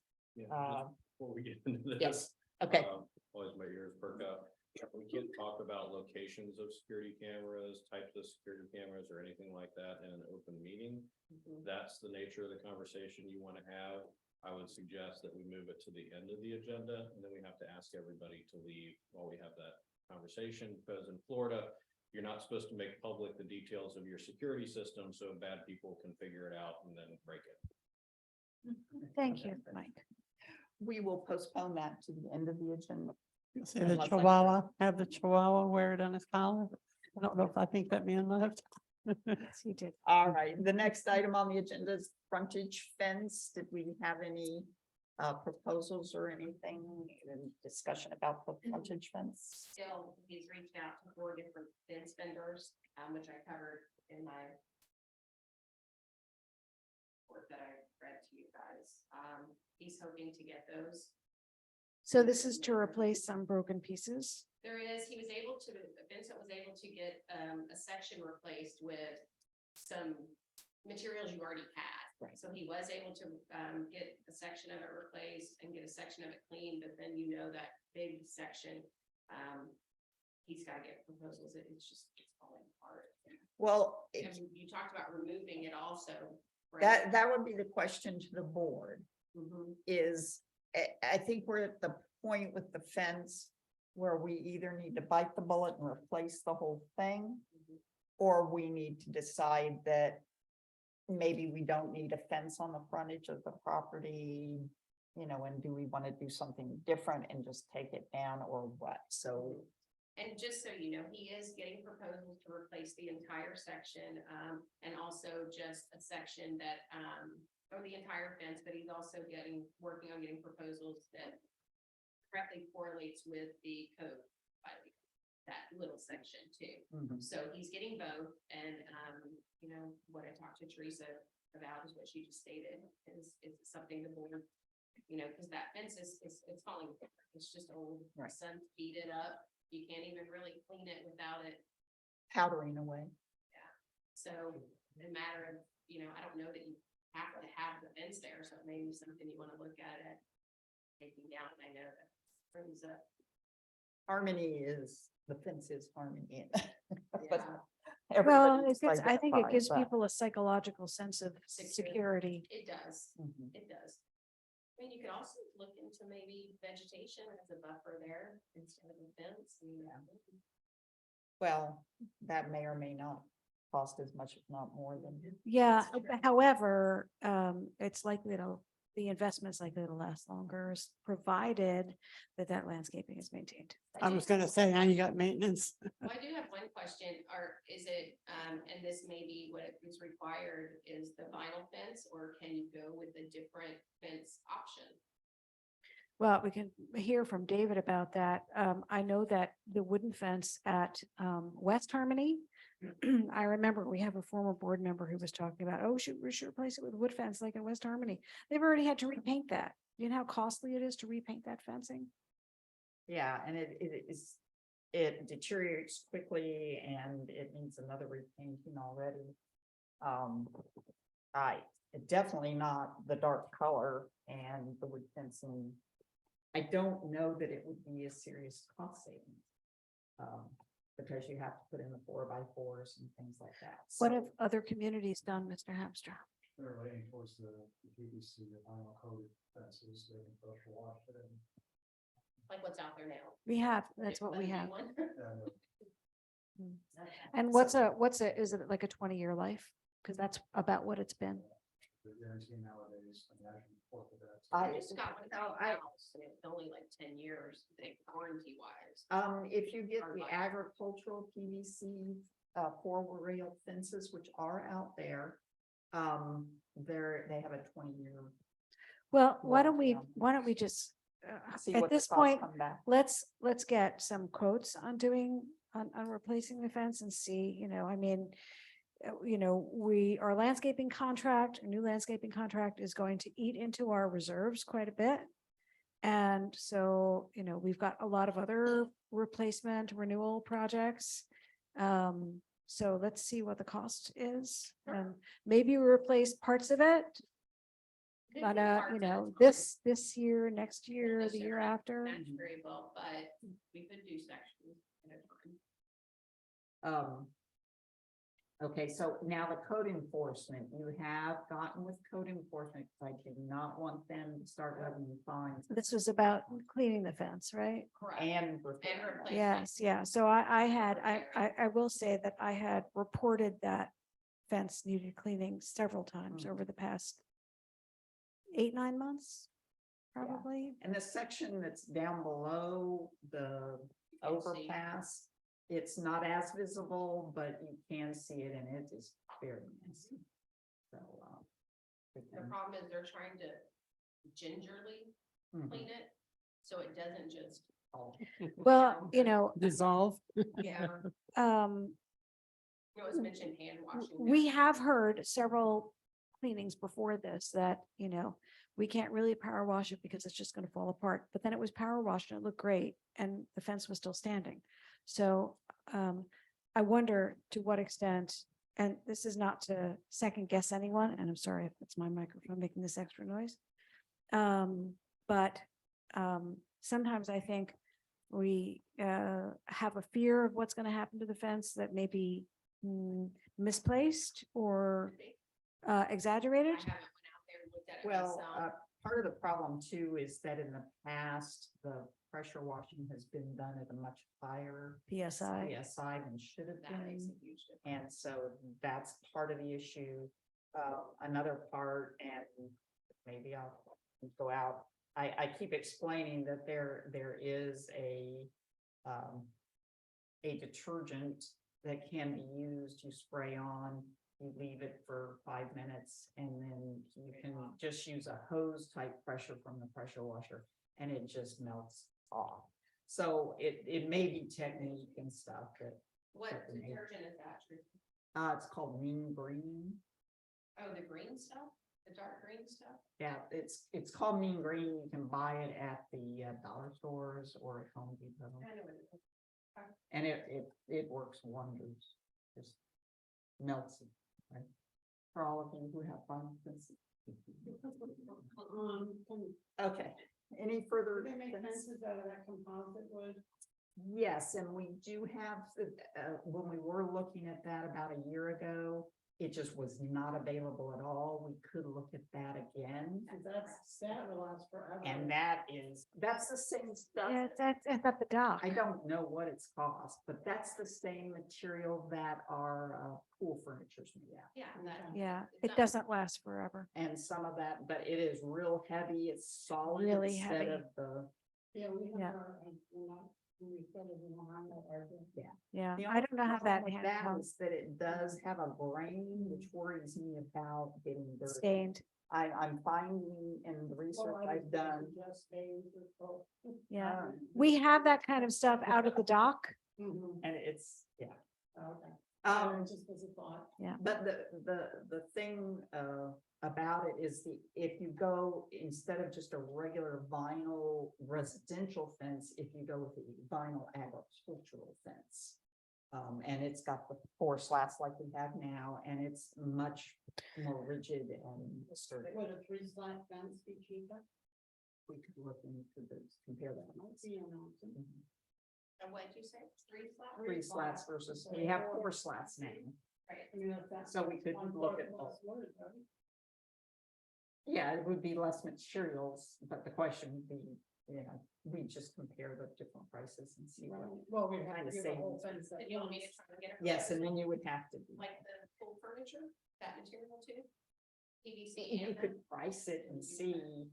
The only thing I would want to do is I would want them to give us samples first that we could put up and see how they perform and how they, get dirty. Yeah, the composite was just an idea. I didn't know if it was any good for a fence. Just, making note of the time, because we Yes. still have a lot. to go through. Moving on, since there's no decisions at this point, we're waiting for quotes, the district engineers report. David, Do you want, I'm gonna need you, if you're not wearing a mic. I wish it did. Does it what? Or for teeth whitening. Oh, I wouldn't go there. So bleach with COVID, right?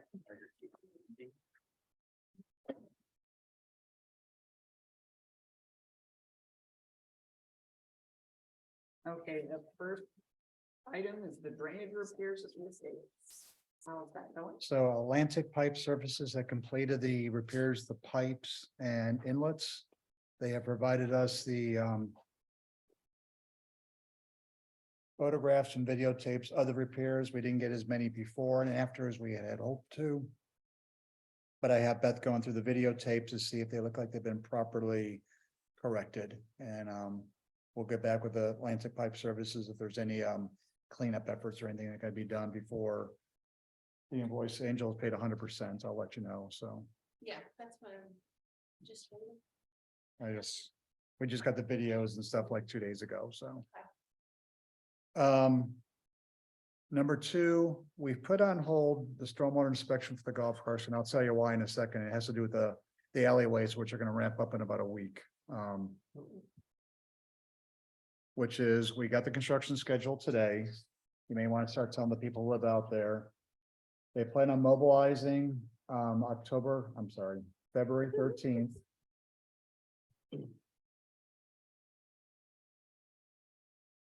They're gonna about a week to mobilize and do their maintenance of traffic, and they're actually gonna start the work on Monday, February 20th. And they hope to be done by June 9th. wow. And then we'll, So we will need to make sure. We will need to make sure to inform residents that as of February 20th, they're not gonna be there, that. I Well, got it broken down per track and section. I'll share Okay, that with good. you, however you want to have that moving target to tell certain segments of the alleyways Mhm. who will be inconvenienced. And then they'll Right. move on to different, but they're not gonna do the whole area at one time. Yeah, of So course. it'll be a moving course. schedule. So I'll share this with Angel and however y'all want to post it on the website, but they got, C20 and C21 for 4 weeks, and they got C22, 24 for several weeks. And so we'll share this with you so you see it. yeah, we're gonna need signs. Pardon? This is the alley. This is for the Alleyways. neighborhood C1, milling resurfacing. So we're gonna need signs at the entrances to all the alleyways. For that, That terminology be converted into something that a resident. it will be. Yeah, well. So we'll be putting out notices and we need to figure out a way to get word to everybody on what they can and can't do and where they can and can't park during that period. So if you can get us the schedules. Yeah, I'll break this into a map. So you can see the dates that correspond to an overall map that Greg had prepared for the plans, so. Being that this is gonna start before your next meeting, we need to kind of, how are we gonna get notices out? How do you wanna work this? I know it'll be, we'll post it on the website. Yeah, nobody's gonna go to the website and see it. No. So we need signs at the entrances to the alleyways. Mhm. And those signs have A to, week ahead of time. yeah, and those signs have to say what people can and can't or should or shouldn't do. Don't park in the And how- alleyways, don't park in your garage. If you wanna move your car, forget it, if it's still in your garage. Yeah, But yes. So we need signs at the alleyways, and those signs will be moved from one, and about how long it's gonna take to complete. And those signs will be moved to the next neighborhood or next set of alleyways when those are done. Does that make sense? So we need signs not only a week or more prior on those alleyways, we also need signs on the alleyways that are coming up next Right. to alert those people that soon they're gonna have to alter their behavior accordingly. Mhm. Does that make sense? And I think the signs are the best because, door hangers, people don't use their front doors a lot and. Yeah, there's just no way other than that. And we'll post on Facebook. Yeah, And not everybody's on Facebook. no, and just ask people to let their neighbors know and hopefully get them talking about it. sometime. Right, okay. They'll see them coming. It's big equipment, so. Yes. Signs, I'll get it like a mock-up, send it out for board review, make sure we're Mhm. covering all the information. Okay. And I'll give you Angel an overall map and we'll color code it for each month or something. And you can put something in you can write an article in Harmony Life magazine. Not that anybody reads that, except for me and two other people, maybe. Oh, I get a few. Your names in the call. All right, 5 other people. Maybe I can take. There you go. Okay, All right, they've already started making submittals to us. The first batch of submittals has been more informative than they're actually what I call shop drawings, the asphalt mix, the base mix, the concrete mix. That will be forthcoming, but they gave us contact information of the names and telephone numbers of the individuals will be out there, which I'll share with Angel. They also gave us their hurricane plan in case they're during construction, a hurricane's coming, what their protocol is going to be to basically demobilize and get out of there so we don't have equipment flying around. And then they have their safety program, which they provide, which is a 38-page document on that company's safety plan for during construction. The next batch will be the concrete mix, the asphalt mix, the drain structures were recommended, the ribbon curb and things like that. That'll be forthcoming. now do we have we were going to get a construction supervisor or monitor or someone? That was going to come up on my list here. Okay. So the next step is having eyes and ears out here during the work. Whether you want us to look for a construction inspector, which is far cheaper than me being out here watching the guys. Or if, I'm not sure if Infomark has construction inspector relationships or I'm not asking the board to do it, obviously, but there's ways of getting people lined up, how frequently we need them out there and things like that to watch. I mean, if they're good company, we can ramp down the inspections. I hope they do a great job. If things go off the tracks early, we're going to have to rein them in and have the talk. But we've used them in several other projects for drainage retrofits, and they do very good work. That's why we reached out to them when we had no bids come in the first time around. So I'll need to provide some type of proposal for the next board meeting, even though they're mobilizing, a week or two before the next board meeting. They're not going to get a whole lot started by the time we meet next month. So I'll try to look into options to provide inspection services to the board and how that will be handled financially, either run it through our continuing or treat it as a sidebar cost, and how they'll be paid for. So. Okay, so you'll coordinate with Daniel on that. Okay. Well, that's a big project. Yeah, if you remember, it's over $600,000. So it's Okay. next thing I had was Billy's Trail. The gentleman had brought up, and I read the memorandum about the pipes, which was something we proposed a while ago. Of course, we tabled it for a while with all the debris from the contractors and their sloppy construction out there. I'm assuming they're getting pretty close to wrapping things up if they're not done already. The question is, do you want us to dust off that plan from last year, put a cost estimate to, because I know you guys are going through some big ticket items between the landscaping, the milling, resurfacing, Garden Road. So if you need me to, I will give a cost estimate for the culvert installation. I think we're going to do some minor regrading at the very end of it where the cul-de-sac was to properly transition to the trail that continues in the woods. But if you're ready for that, we'll get that dusted off for next meeting. So Please. Okay. And the first culvert, I walked out there the other day, and again, the mucky area is not on our property. The area under the branch is under our property, and you can see there's a little drainage area. And I guess that's where you want to put that pipe. Yeah, there's, if I remember correctly, when I walked it, you know, you head north or something, and then you go around the wetland and continue on. So if the first culvert will be next to that wetland, that's right up against the subdivision. Right, it's near that wetland, but again, the muddy area is here where the arrow is Thank you. over. And that's off our property. Yeah, we're gonna move it within, So the culvert would basically go where the tree roots are. So that's the question is, you know, do the tree roots provide enough lift for the water that's draining through there? It's not a lot of water, but if you go around that tree instead of under the limb, then you get in an area where there are no roots or anything that support it, and that's when it turns into a mud hole. I mean, I've been out there a couple times when it's been really wet. We need to have some type of traversable pedestrian crossing, and we'll make sure it's within the CDD owned land. And try to minimize the amount of fill or rock we're gonna bring in for the culvert crossing, but. You know, something is definitely needed there. I mean, I've driven it in my truck and it's on the CDD property and it is, I mean, you can get stuck there. Right, but it's actually outside of the CDD property right there. The tree branch that overhangs it and then comes back down. The end of that tree branch is the end of our property. I'm not sure we're talking about the same spot because where I'm talking about, there aren't any trees right there. Like it's relatively open. Okay, then. You might be at the we wrong ought to go location. Out there and. Yeah.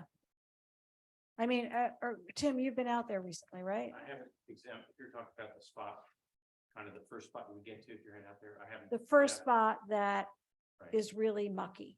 I haven't examined that, like, go out tomorrow. and look at it. Yeah. No, But I know anytime there's, I mean, we haven't had rain in weeks, so anytime there's rain and anybody wants to go up that trail, we need to do something there because it's really not traversable. And we also need it to be traversable for a mower to go through there. Right. And to to get go to the other all the side. way up to Billy's Trail, Mhm. right? Yeah, the to- boat has to get. Yeah, so, and the mower's not gonna get through there Mhm. the way it has been. I will not be here, so maybe when I get back in a week. We can go out there. yeah, I'd be nice to go out with anyone. Okay. Cause I'd like, you know, I wanna be sure of that one area.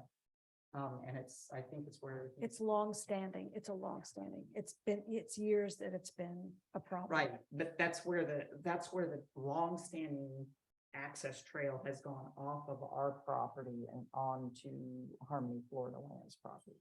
I think that may be what the difference in discussion is, but Maybe. I'll go out with Tim when I get back and then we can make sure everybody's on the same. Maybe David, maybe, I don't know if there's any markers close to that spot for that first culvert. I'll double check how far the surveyor went to put his stakes.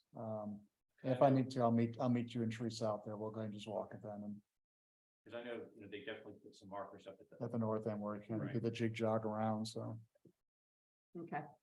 So that's on track. We'll all get together. We'll dust it go off out. and get it back on track. Okay, great.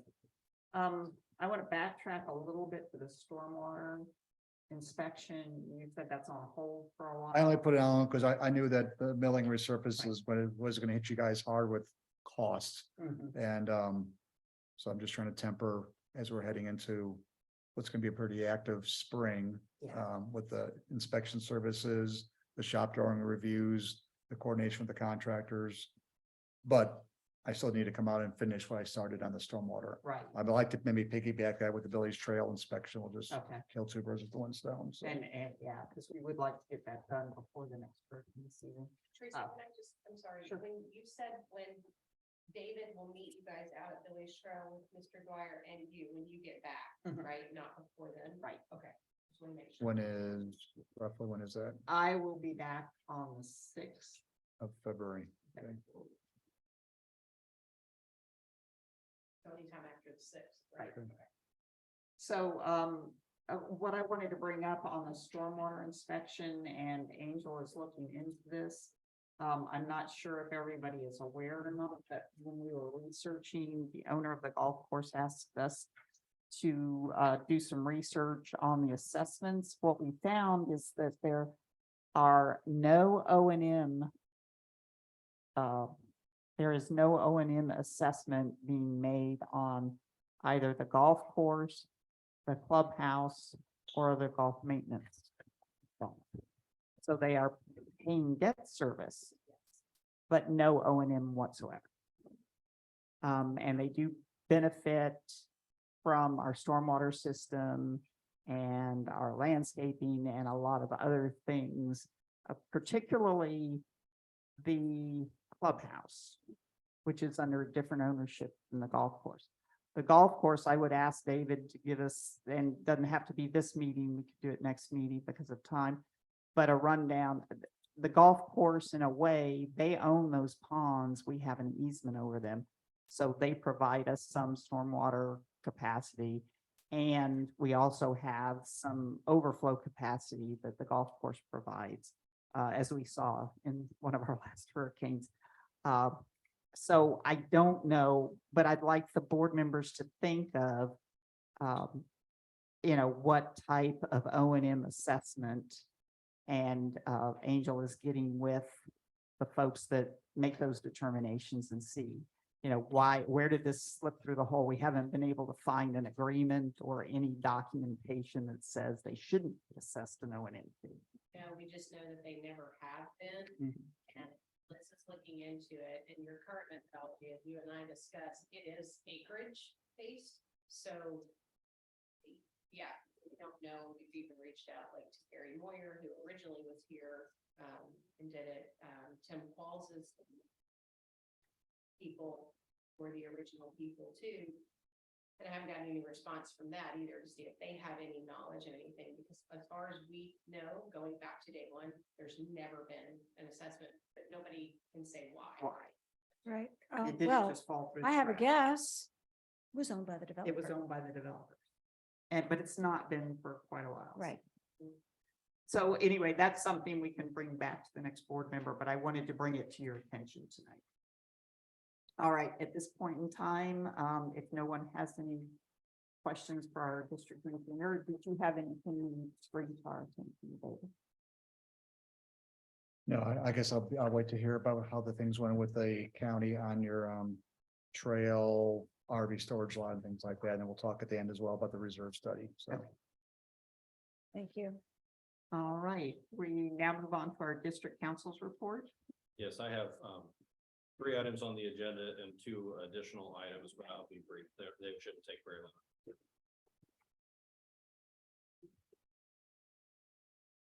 long. The first one is an update on the AAA basketball resurfacing project. Again, this is the one where we made a partial payment. We don't believe they complied with the contract. We haven't made any additional payments. The last correspondence that we sent has gone unanswered. And so at this point in time, would like to know from the board, do you want us to chase this down? Do you want us to drop it until they get in communication with us? What would you like us to do? I would say pause it. If we have not finished paying them and they're not responding and they're not demanding payment from us, let's just pause until something happens, is my feeling. I haven't received anything as far as an invoice, anything. I would agree with that at this point in time. I don't think we're gonna. Yeah, that's my advice. Pursue the money. we put Guy. up front. Second item is update on records from former district council and former supervisor Berube. As the board is aware that it's the obligation of anybody who is a board member or a staff member or contractor to turn over public records after they leave the service of the district. Supervisor Berube claims he either destroyed or has none. And the last word from Mr. Qualls was that they want a $975 deposit for them to turn these over. So I don't believe either one of those is an appropriate position. And so at your next board meeting, I can tell you what your options are there in terms of either reporting or legislative action, that you could take to authorize us to proceed, either through some sort of an injunctive action to get those records. I mean, I think the records will be produced at some point, but it seems like, given some of the responses, there's some bad feelings that everybody needs to get over and realize that the Florida statute says you have to produce the documents without cost. And so hopefully that's where we'll get there. But I just wanted to update the board on those were the responses the last responses I got from them. And we saw a letter from you telling Mr. Qualls that the statutes require that those Yes. records be turned over without incurring any fees. Correct. And I have not gotten a response from him. And I usually don't get a response from him for a couple of weeks. I do So want we to could- tag on to Mike's statement. I have also reached out to the county to ask for all records that Mr. Ruby, because I was made aware that there could possibly be some records with Mr. Ruby and the county regarding the RV lot and some other, Right, and this is Some other because, things. there was a. the document, the approval document went to his private private email. And we all didn't have it, and we don't have any of the other, and we're also looking for records from RJ Whidden, who was the planner we hired to do that work. So We have no records on none. this. I That got a is, response back from the county. They sent an invoice over stating $60. Essentially, it's $30 an hour for them to go and research and look for the records. If in fact they produce any, but I need board approval to move forward with that invoice. The invoice is for $60. They feel that they can produce them in 2 hours time, but just to let you know, it is $30 an hour. If it exceeds that, or you just want to approve the $60, if you in fact want these records, which I believe the district needs them. Move to approve the expenditure of $60 to get CDD records. do from I have a county. second? Motion and a second, all in favor? Aye. Aye, Thank all you. opposed? Sorry to interrupt, Mike. No, that's fine. Next item is update on easement vacation request from Birchwood Acres. So the board may recall that not all, but a lot of the deeds that the district got from the developer reserved easements for the developer that were basically, you guys got title to the property, but they got the use of the property. And so I've prepared a letter. I've identified that there's 9 deeds that I've been able to locate through the county records that have various versions of this easement language in them. I've identified who I think I need to send that to. That's the Florida contacts for Birchwood up in the Baker Hostel? Northeast. What's that? Baker Hostel. No, the actual people who work with some of the affiliates. So I've got that letter done. I'm going to send it to you all tomorrow, a signed copy of it, and then I'm going to forward it to my contacts over there, and then I'll also send it to the official corporate headquarters. So hopefully that will clear some things up, but we did have to, figure out what are the deeds that are at issue here, and there's 9 of them. So that's the third thing. The fourth thing is several months ago, I told you that I would be presenting the board with information in terms of the hours that we spent on the district, what that was spent for, what things that perhaps we can do to reduce attorneys' fees, as well as, how would you have worked out under more of a flat fee arrangement versus an hourly arrangement. And so I'm going to prepare all that for you, for the board. I won't charge you for preparing that, but I'll present it to the board, and then you all can make some decisions in terms of things that we do. We have had a couple things that have come up, like RFP for landscaping. I mean, our office took on reviewing that to make sure everything was included in there. I think we prepared a memo for the board that the board used to make sure that we didn't inadvertently consider things we shouldn't and things of that nature. So I'm going to present that to you in February. I'll have it in the agenda package, so you'll have plenty of time to review it. And then finally, the fifth thing is Angela just provided me with a copy of Mr. Short's resignation. So it would be appropriate to accept it tonight. You can deal with filling it, at a later meeting, however you see fit, but it would be appropriate since it's been received to accept it tonight. move to approve acceptance of Dane Short's resignation of the board. I have a motion and a second to accept Mr. Dane Short's resignation from the board. Do I hear any discussion? All in favor? Aye. Aye. I do have a follow-up question to that. How would you like to handle that? I know the word will spread. We have a vacancy. Do you want it posted on the website? Yes. That's really your only option. Yeah. So you Yeah. want me to post it on there? And maybe in your article. Yeah, I think something in the article. Yeah. Alright. And maybe somebody can post on Facebook that there's a vacancy. And that the any interest should be sent, any letters of interest should be sent to Angel. Angel. I will have those two, And- obviously, in your February. agenda Right. for the- And if I do that, I will try to can actually in the Meeting summary. meeting summary, if you could just make note that I'm offering to put something on Facebook and that it has to include that they have to be All the requirements. yeah, exactly. Registered Yeah. voter. and They have to registered district. voter and they have to be living in the district. Yes, I will put all that in there, and submit resumes as soon as possible. And I'll put the seat number, the term, when it expires and all of that, Yeah. because they would be filling, I mean, obviously, Dane just got elected. Yeah, in November. November, so Right. he's got a pretty Full much a 4 full years. term left, so Yeah. I will put all that on there, Thank you. of course. So again, anybody here? Take a note.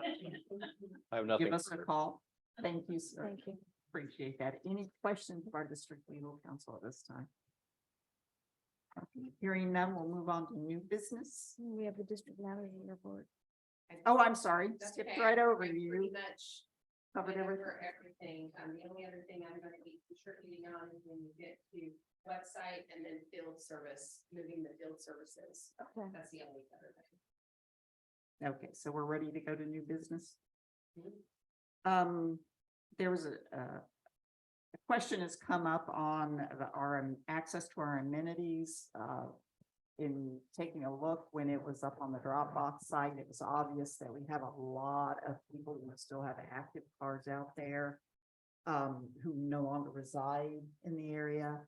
We've had situations where some of those people who moved out of state have handed their access cards to people who don't and never have lived in Harmony. We just have a lot of inappropriate access cards floating around there. We have some people who moved out that are continuing to use one of their cards and gave the other cards to people who may have moved into their house. So What do we've you got it- propose? It's pretty much up. We have a volunteer who has offered to take the database of access cards and compare them with the property appraisers database as to ownership and who's homesteaded, and give us ones to key in on to double check and to find out so that we can turn off a lot of cards. Our system also only allows us to have so many on it, and we're getting close in space. So if we don't do this now, we could end up with a situation where it's tripping over. I just don't want us to have a situation where the person who's the new owner, that they could have rented out their house or something. I don't want people who are in rental situations to be have their amenities access suspended. Right, that's where we would double check all of those that are flat, those that it's clear, the people who have the cars are the people living in the homes and, again, our rules, and here's a question, and there is one issue that we need to discuss. Our rules state you have to be a resident. Basically, there's categories, resident and non-resident. And the resident, as we've all gone through this just in the last couple of months as to who's a resident and who's not, and it's possible that the property owner is not the resident.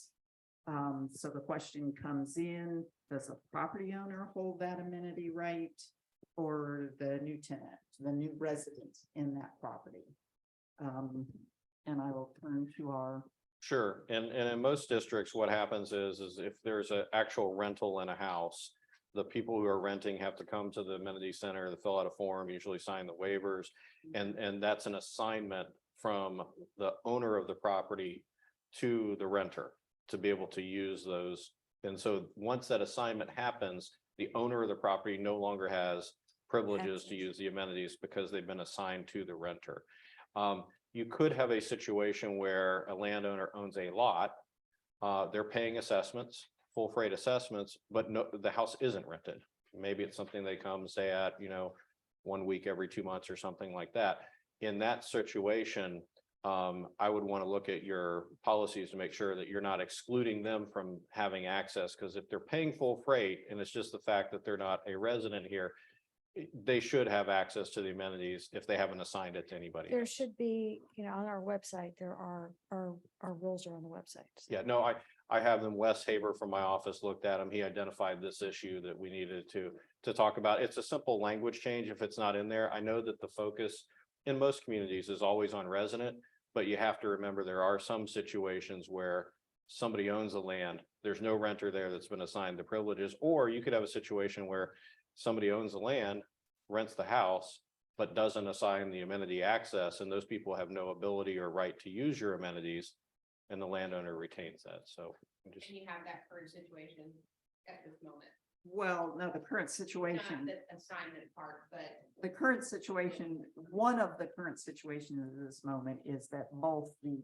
tenant and the landowner are trying to retain the amenity benefits. And so they have given one card to the tenant and they have kept one card, and therefore it's inappropriate use. But Well, but Right, do our, right. what do our rules say? And we have a workshop coming up. Are we going to be discussing rules at the workshop in February?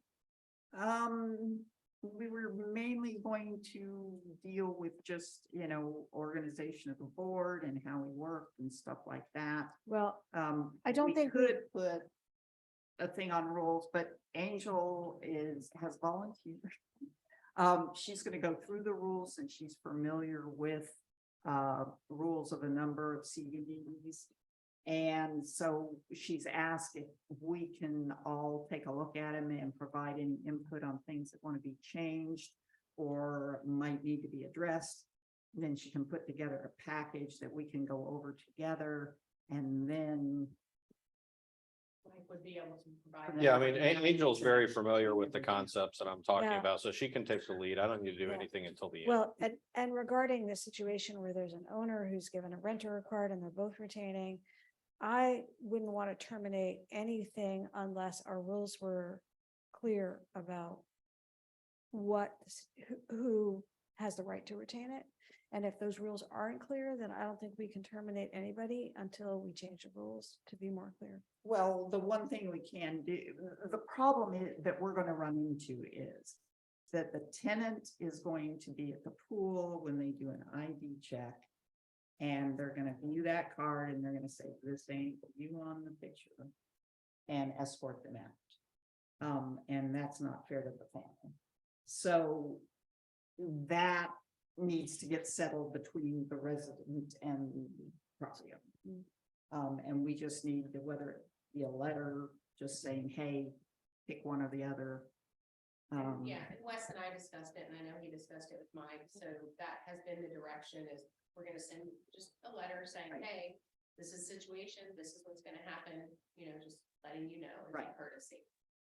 Okay. We still have a lot to get through. It's quarter. of Okay. three. So that's the bench installation at Dark Sky. That we've also had a request for a bench down at the lakes. It is quite a distance to any of the other benches. And we do have a lot of walkers in that area. There is one area that I saw, and if anybody from the lakes, there's a walkway that comes from South Lake. It kind of curves and comes into Five Oaks. There's no benches along that area. If we could put one bench, and that's all Harmony owned property in there too. And that would resolve both of those, and maybe we can even talk benchmark them. Or hooking us up with their supplier. So you're talking south from South Lake to Five Oaks? off the path itself. Yeah, or either right on Five Oaks or. The houses there. Mhm. The only thing is, just be aware there's two dog waste stations. By that path coming out of South Lakes, there's one dog station, it's CDD one, Uh-huh. a food station, and then there's one down by East Lake. You wouldn't want to put a bench by a dog. Well, somewhere in between, Yeah, we could adjust that or adjust the dog waste station. Yeah, that's. my only- So, put that in there. We need to adjust that dog waste station location. There's They're also a actually little close- they're actually cutout, together. They're only 100 feet apart. the dog waste Yeah, station. they're too close together. Okay, so maybe we'll remove And, them. and keep in mind, North Lakes is gonna open eventually. Okay. Go maybe even a little further down Mhm. Five Oaks. I couldn't find any place further down. So again, if you want to co-op, maybe Barbara can work with you on the location. That's fine, because I'm not sure, I'm clear on where that location is. Where that location. So I was hoping Dan would be here to put it up on the if screen. the board would like So- to authorize, her to work with me and tell me what that location is, we can get. a For the bench lights. ordered.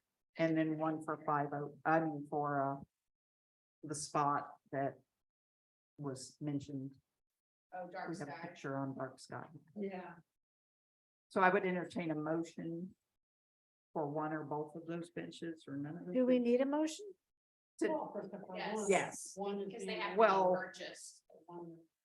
Well, we would need actually for both, because even if it's donated, we don't want additional benches installed, because then we become the maintenance. Maintenance would become our responsibility. So we need to approve any new infrastructure that we put in. So I would entertain a motion. If anyone would like. Well, if they're two separate, shouldn't they be two separate ones? You can do them together. If you don't want to do two, then you have to be able to do. Well, aren't we getting a donation of one? Of one, and then the other one, but again, we still need to approve them, allowing them to be installed. That would be in your motion. The one bench that's gonna be donated by Benchmark to be installed here, and another that the district's going to purchase to be installed here. So I will make that motion that we install two new benches. One would be in the lakes, location to be determined between the district manager and Barbara, I'm sorry. Thank you. Got it. Who is representing South Lakes, and the other to be installed in the location near Dark Sky, west of Schoolhouse, north of Dark Sky, in the area near the conservation area along Buckley. I'll give you the motion. So you made a motion. I made a motion. Install. To install, right, Okay. So and our understanding is one would be from Benchmark, one we would purchase or provide from the district. Motion to? Yes. Is that's that what the it's one? in- it's in here. All right. Okay. I'll second the motion. Okay, I have a motion and a second. Any further discussion? Well, should we, when we, maybe could just ask Benchmark or the second one and that's the point? I'll let Angel I'll work ask. with them. on If they do a bit of supplier, Yeah. that. Okay, that makes less work for us. any further discussion? I'll call the question. All in favor? Aye. Aye. No opposition, motion passes unanimously. I have to say, it was nice to vote on something fun. We've been here a few months now. A discussion of website management. Can we defer that? to February We meeting certainly because can. Dan is not here and he Yes. currently does Yep. the website, so Okay, so we will postpone that to our February meeting. yes. Can we postpone to whose interest as well? I'll just give a brief update and you let me know you want to go ahead or not. They're restarting their conservation, water conservation program. Education program. Yeah. And they are interested in cooperating with us in putting in a water conservation demonstration garden so that our residents can go there and determine what plants might look good in their landscaping and the water conservation. They have $25,000 in the budget. That probably wouldn't go all to this, but it would work partway with us, so we would be partnering with them. And they would be doing a Florida-friendly water conserving landscape demonstration garden somewhere here in Harmony. Location to be determined and brought back to the board later. Okay. So I thought that was gonna be at the community garden. No? I know they're working with the Nature and Animal Committee to do some, presentation. to do some education. No, they would want it somewhere out visible in the community, not tucked back in the Okay. garden. So if there's no objection from any board members, we can move forward with that. But we're not, we would need to bring further information back to the board. Yeah. That's fine. Okay. Discussion moving the field office, and that's, I'll be quick. So Teresa and Sean went out and looked at a few areas to move the field services office, being that you have to move it now with the recent update from the county. So there's a couple of options. So one would be, we looked at the triangle by Central Bar, which I think that's just gonna be not cost effective. you want me to do this? Yeah, go ahead. Okay, so there are several areas. One, the least attractive is the triangle on the opposite side of the Golf Maintenance Road from the new dog park. That would take an enormous amount of work and a lot of effort and use a pretty nice piece of land. The second would be back at the golf maintenance where it used to be. However, that property owner wants money rent. Do we know how much? He has not, he said he would like us to waive all of his assessments for the golf course, which is in the hundreds of thousands of dollars. I told him that would not be appropriate. I'm hesitant. It would also require us to have a trailer again. It would require us to go through permitting since that was never permitted first. Not sure if the county would allow it or not, but we would have to see all that. Another option would be to actually put the office and storage areas on one of the parcels, either back at Sebastian Bridge or right on 5 Oaks where that street stub out is. Again, it's an easement issue. We don't have that released yet. So there's a question there. The last place, which seemed to be the most attractive, would be to take this concession space at Ashley Park Pool, convert that into an office space. There may or may not be some construction depending on how it fits, but it would serve 2 individual. It can have 2 desks in it. There's a lot of storage in the cabinets. There would be the lower cabinets would probably need to be removed, but that would be the minimum. We would not have to pay any land rent. We would not have to pay any trailer rental. It already has electric and water and toilet facilities, and everybody involved seems very happy with that. But when we discussed that location last time, and I mentioned that there are trailers with equipment in them, vehicles and materials and supplies. And that's been answered, the option there, since we were hoping to leave all that stuff down there. By the garden? Yes, but now with the county's statement, because those were not building, but now with the county statement, unless we can convince them to let us do that without being in the new road. Right now, does not seem to be feasible.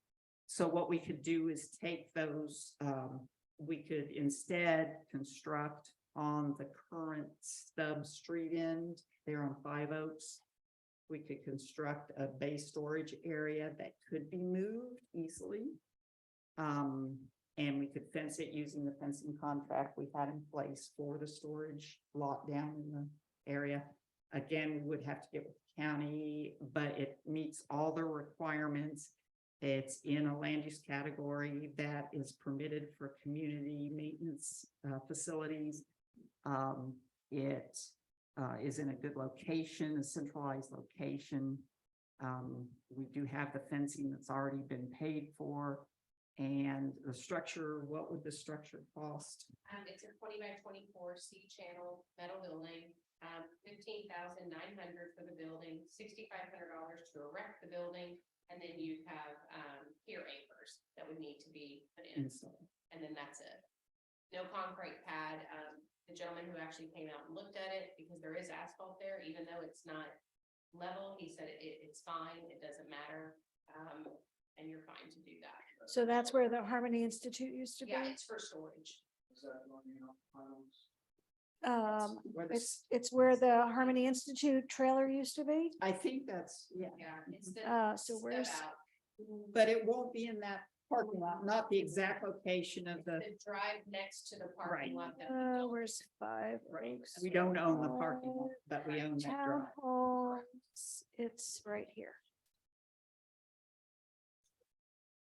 Yeah, so it's Right. unsightly and it would cost us, and it's temporary. And it would cost Well, us. no, it's permanent, but it can be Can be moved if moved. needed. The building itself can be. Right, can- not a very attractive building, most likely. It's still, I mean, you guys And- have the color option and that kind of stuff. Yeah, and again, I think a couple meetings ago, I provided a photo where they had, But that was for like an office, not a storage. right, but you could do the same out. So we're talking about $20,000 plus for the building, another $8,000 that we've made a deposit on the fence, That we're plus not looking at getting back. getting back, right? But still, it's an investment there that Mhm. possibly could be used elsewhere, right? So we're talking $30,000. Essentially. And at that point, we would have no recurring cost as far as trailers or land rental or.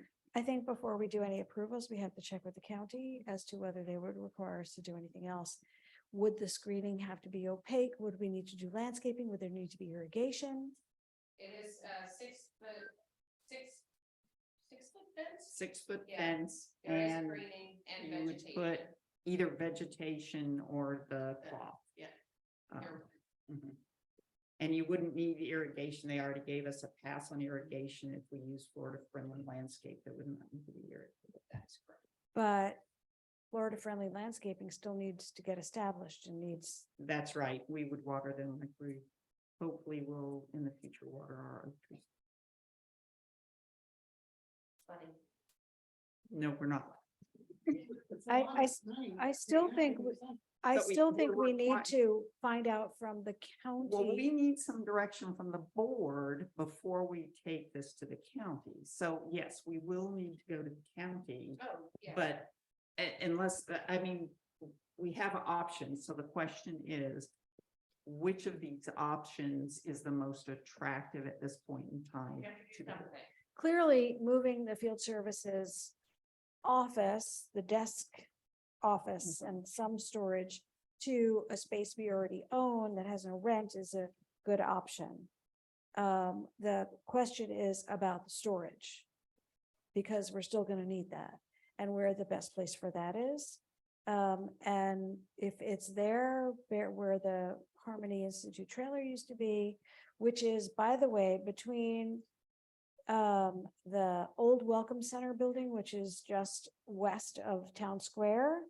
And there's that big open field there, and that big open field before you get to the townhouses and condos. There's a little street that you go in there and there's like a grassy area, and that's where you're talking about, right? Yes, yeah. Yep. So, I say, let's continue exploring that and finding out what costs are and finding out what the county would require. Because there may be county requirements at that location that would differ from what the county required down by the garden.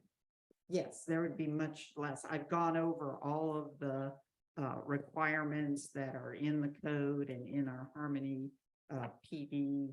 And yeah, because we're already on an approved road, a county right of way, we have the paved area in, so that access would not be an issue. And again, they would probably require the fencing, the opaqueness or the landscaping put in. And if we dressed it up, they might not even require that. But there would have to be some fencing, at least in the area. So at this point, I'd entertain a motion to go ahead and approach the county on this combination. And what I'd like to do is also approach the county on if there is any leeway on leaving just the maintenance, the community maintenance storage area down in by the garden. Absolutely. So moved. Right. Right. Right, so see if we can Right. get them to give a little on that, Yeah. so, We just moved the office. no, No. well, Yes, I made the we motion. burn that bridge, so we're gonna do this right, and we're gonna do it above board and legal with county approvals. So There's a motion? there's a motion, is there a second? Okay, a motion and a second, all in favor? Aye. Aye, all opposed? Hearing no opposition, motion passes unanimously, Thank you, Angel. and we will pursue that and move it forward. You know, to consider over, there used to be a trailer with the library thing and then. Buckley? Buckley. Yeah. We would get a lot of pushback from residents. I'll tell you. Yeah, it I mean, that was another We listed that as possibility. ideas. yeah, but And it's also less convenient for field services to go all the way down there. Yeah. Yeah, And and this is field more- services this is at the Ashley Park Pool, it is almost right next door. Oh, right, no, I think that's, Yeah. I was just thinking in case of county. Yeah. I believe it, not Right. Well, if they say whatever no to this, then we'll be back. Yeah. All right. Reserve study update. Have we heard anything from the reserve study folks? David? So I did not give them the unit cost we got for the Garden Road, the RV storage, or the milling research site. But that's what you're looking for. Yeah, you've given all that to them? I need to get to that. Oh, okay. That's what you want me to do. Yes. Okay. Because that was, my understanding was, they said as soon as they get that, they can adjust the numbers. So they are more reflective of the current day cost instead of the pre-inflation costs. I will also compare that to Department of Transportation. Every 6 months updates their unit cost database. Mhm. Numbers are higher than the breakout of the projects. We'll go through those as well, since the reserve studies for many years out. Yes. Thank you, Dave. That'd be great. Okay, RV lot update. Thank you. I'm sorry, excuse me. So I approached the county. I actually did email you, David. I never heard from you. I assume you just didn't get my email or it was holiday time. I requested that you tell me who else I need to be in touch with aside from the fire marshal and the zoning person, because you had said at the last meeting, I need to be in touch with a bunch of people. When we talk here would be the development review committee where that is. Okay. So Well, so I reached out to the fire marshal who said everything's okay with them.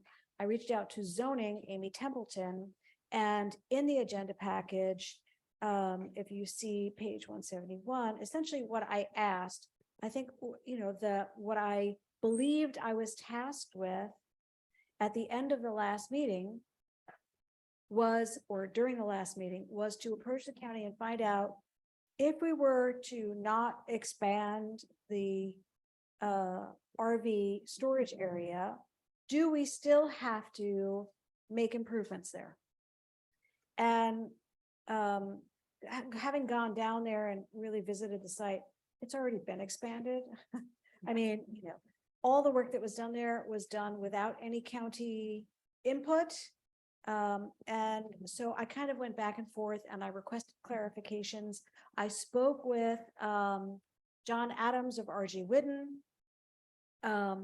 because there were questions about the garden as opposed to the RV lot. And essentially what she said, and then there was also the question of if field services is moved, do we still have to make improvements if it's just the RV lot? So what she said is, yes, if the field service office is relocated, you still need to improve the roadway in compliance with applicable codes. So it's not just the roadway, but they also are requiring a 10-foot fence with opaque screening. We only have a 6-foot fence there now. So we'd have to replace all the fencing. So it's not just the cost of the roadway, it's the cost of the fencing, the opaque screening. They also wanted us to do landscaping. Yeah, right. So she said the standards and requirements addressed in development document currently apply to all uses of the maintenance storage district. If a use isn't acted on or is removed, the standards and requirements still apply to the remaining uses. And then she goes through what they are. And the approval letter that is in the agenda package, which she had sent previously, did not approve the alternative surface that was proposed in the narrative that they had, which was like a 6-inch layer. Alternative surface will be evaluated at the STP review and require compliance with applicable codes. So based on the work we've done so far, we know it's going to cost probably at least $150,000, just for the roadway, just to get to compliance for the existing law. I asked about the garden because the complaint was, well, if we have to do that for the RV lot, why don't we have to do it for the garden? It's because when I spoke with Mr. Adams, he said, first of all, the garden is a different use. It's an open space use. It has different and much more lenient requirements for compliance with codes. And it was also approved through the county. That use was approved through the county prior to any RV lot being installed.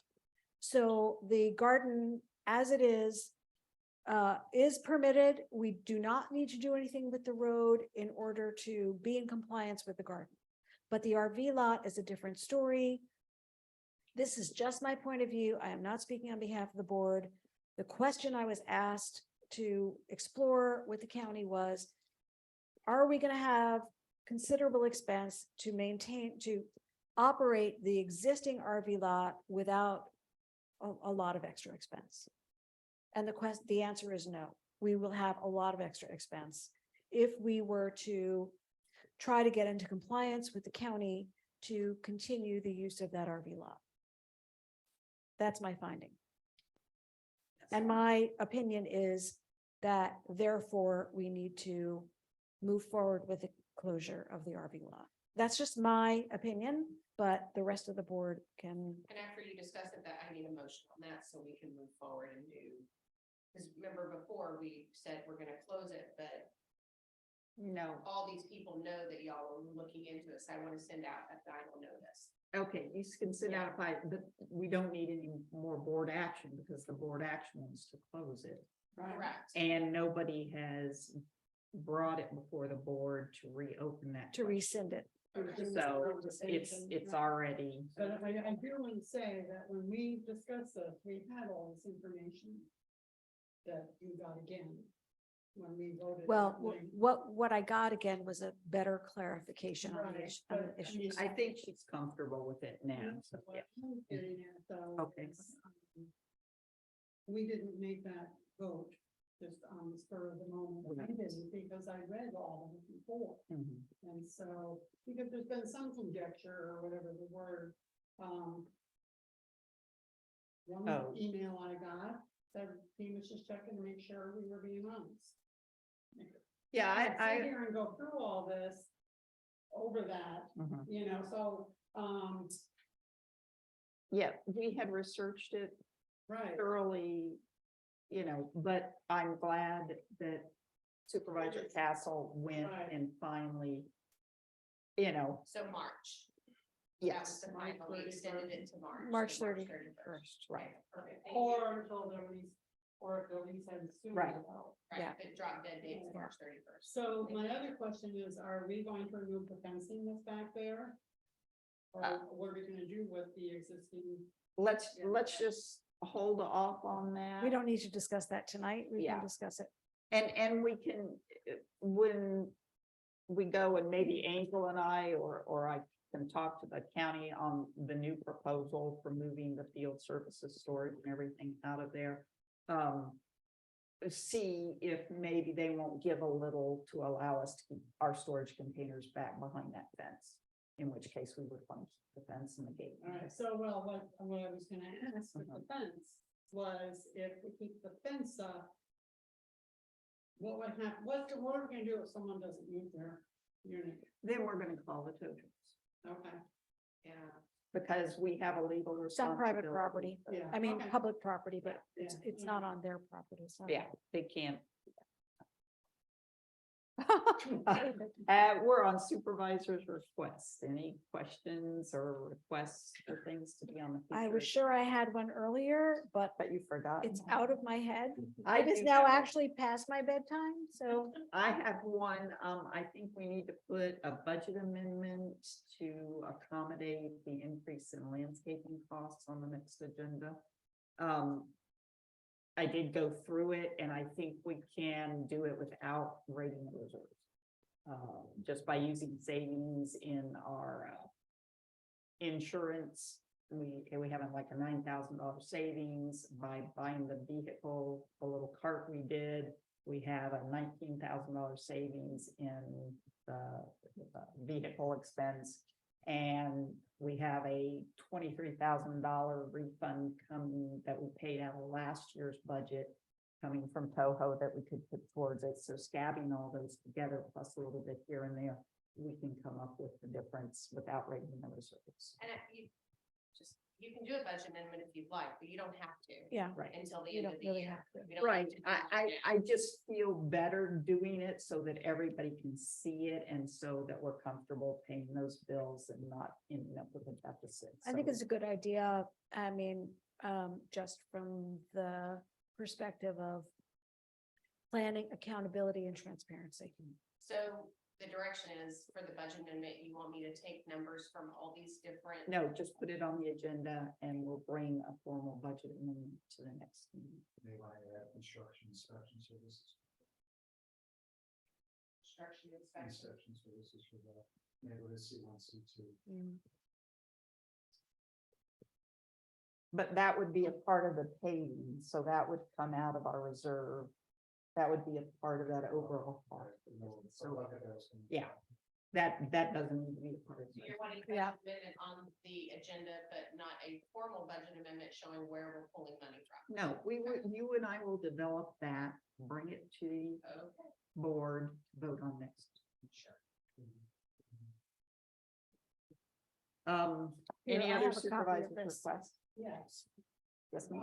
I'm really not on the topic of communication with the residents, because I feel that the more they know us and we know them, and we're talking about the fence.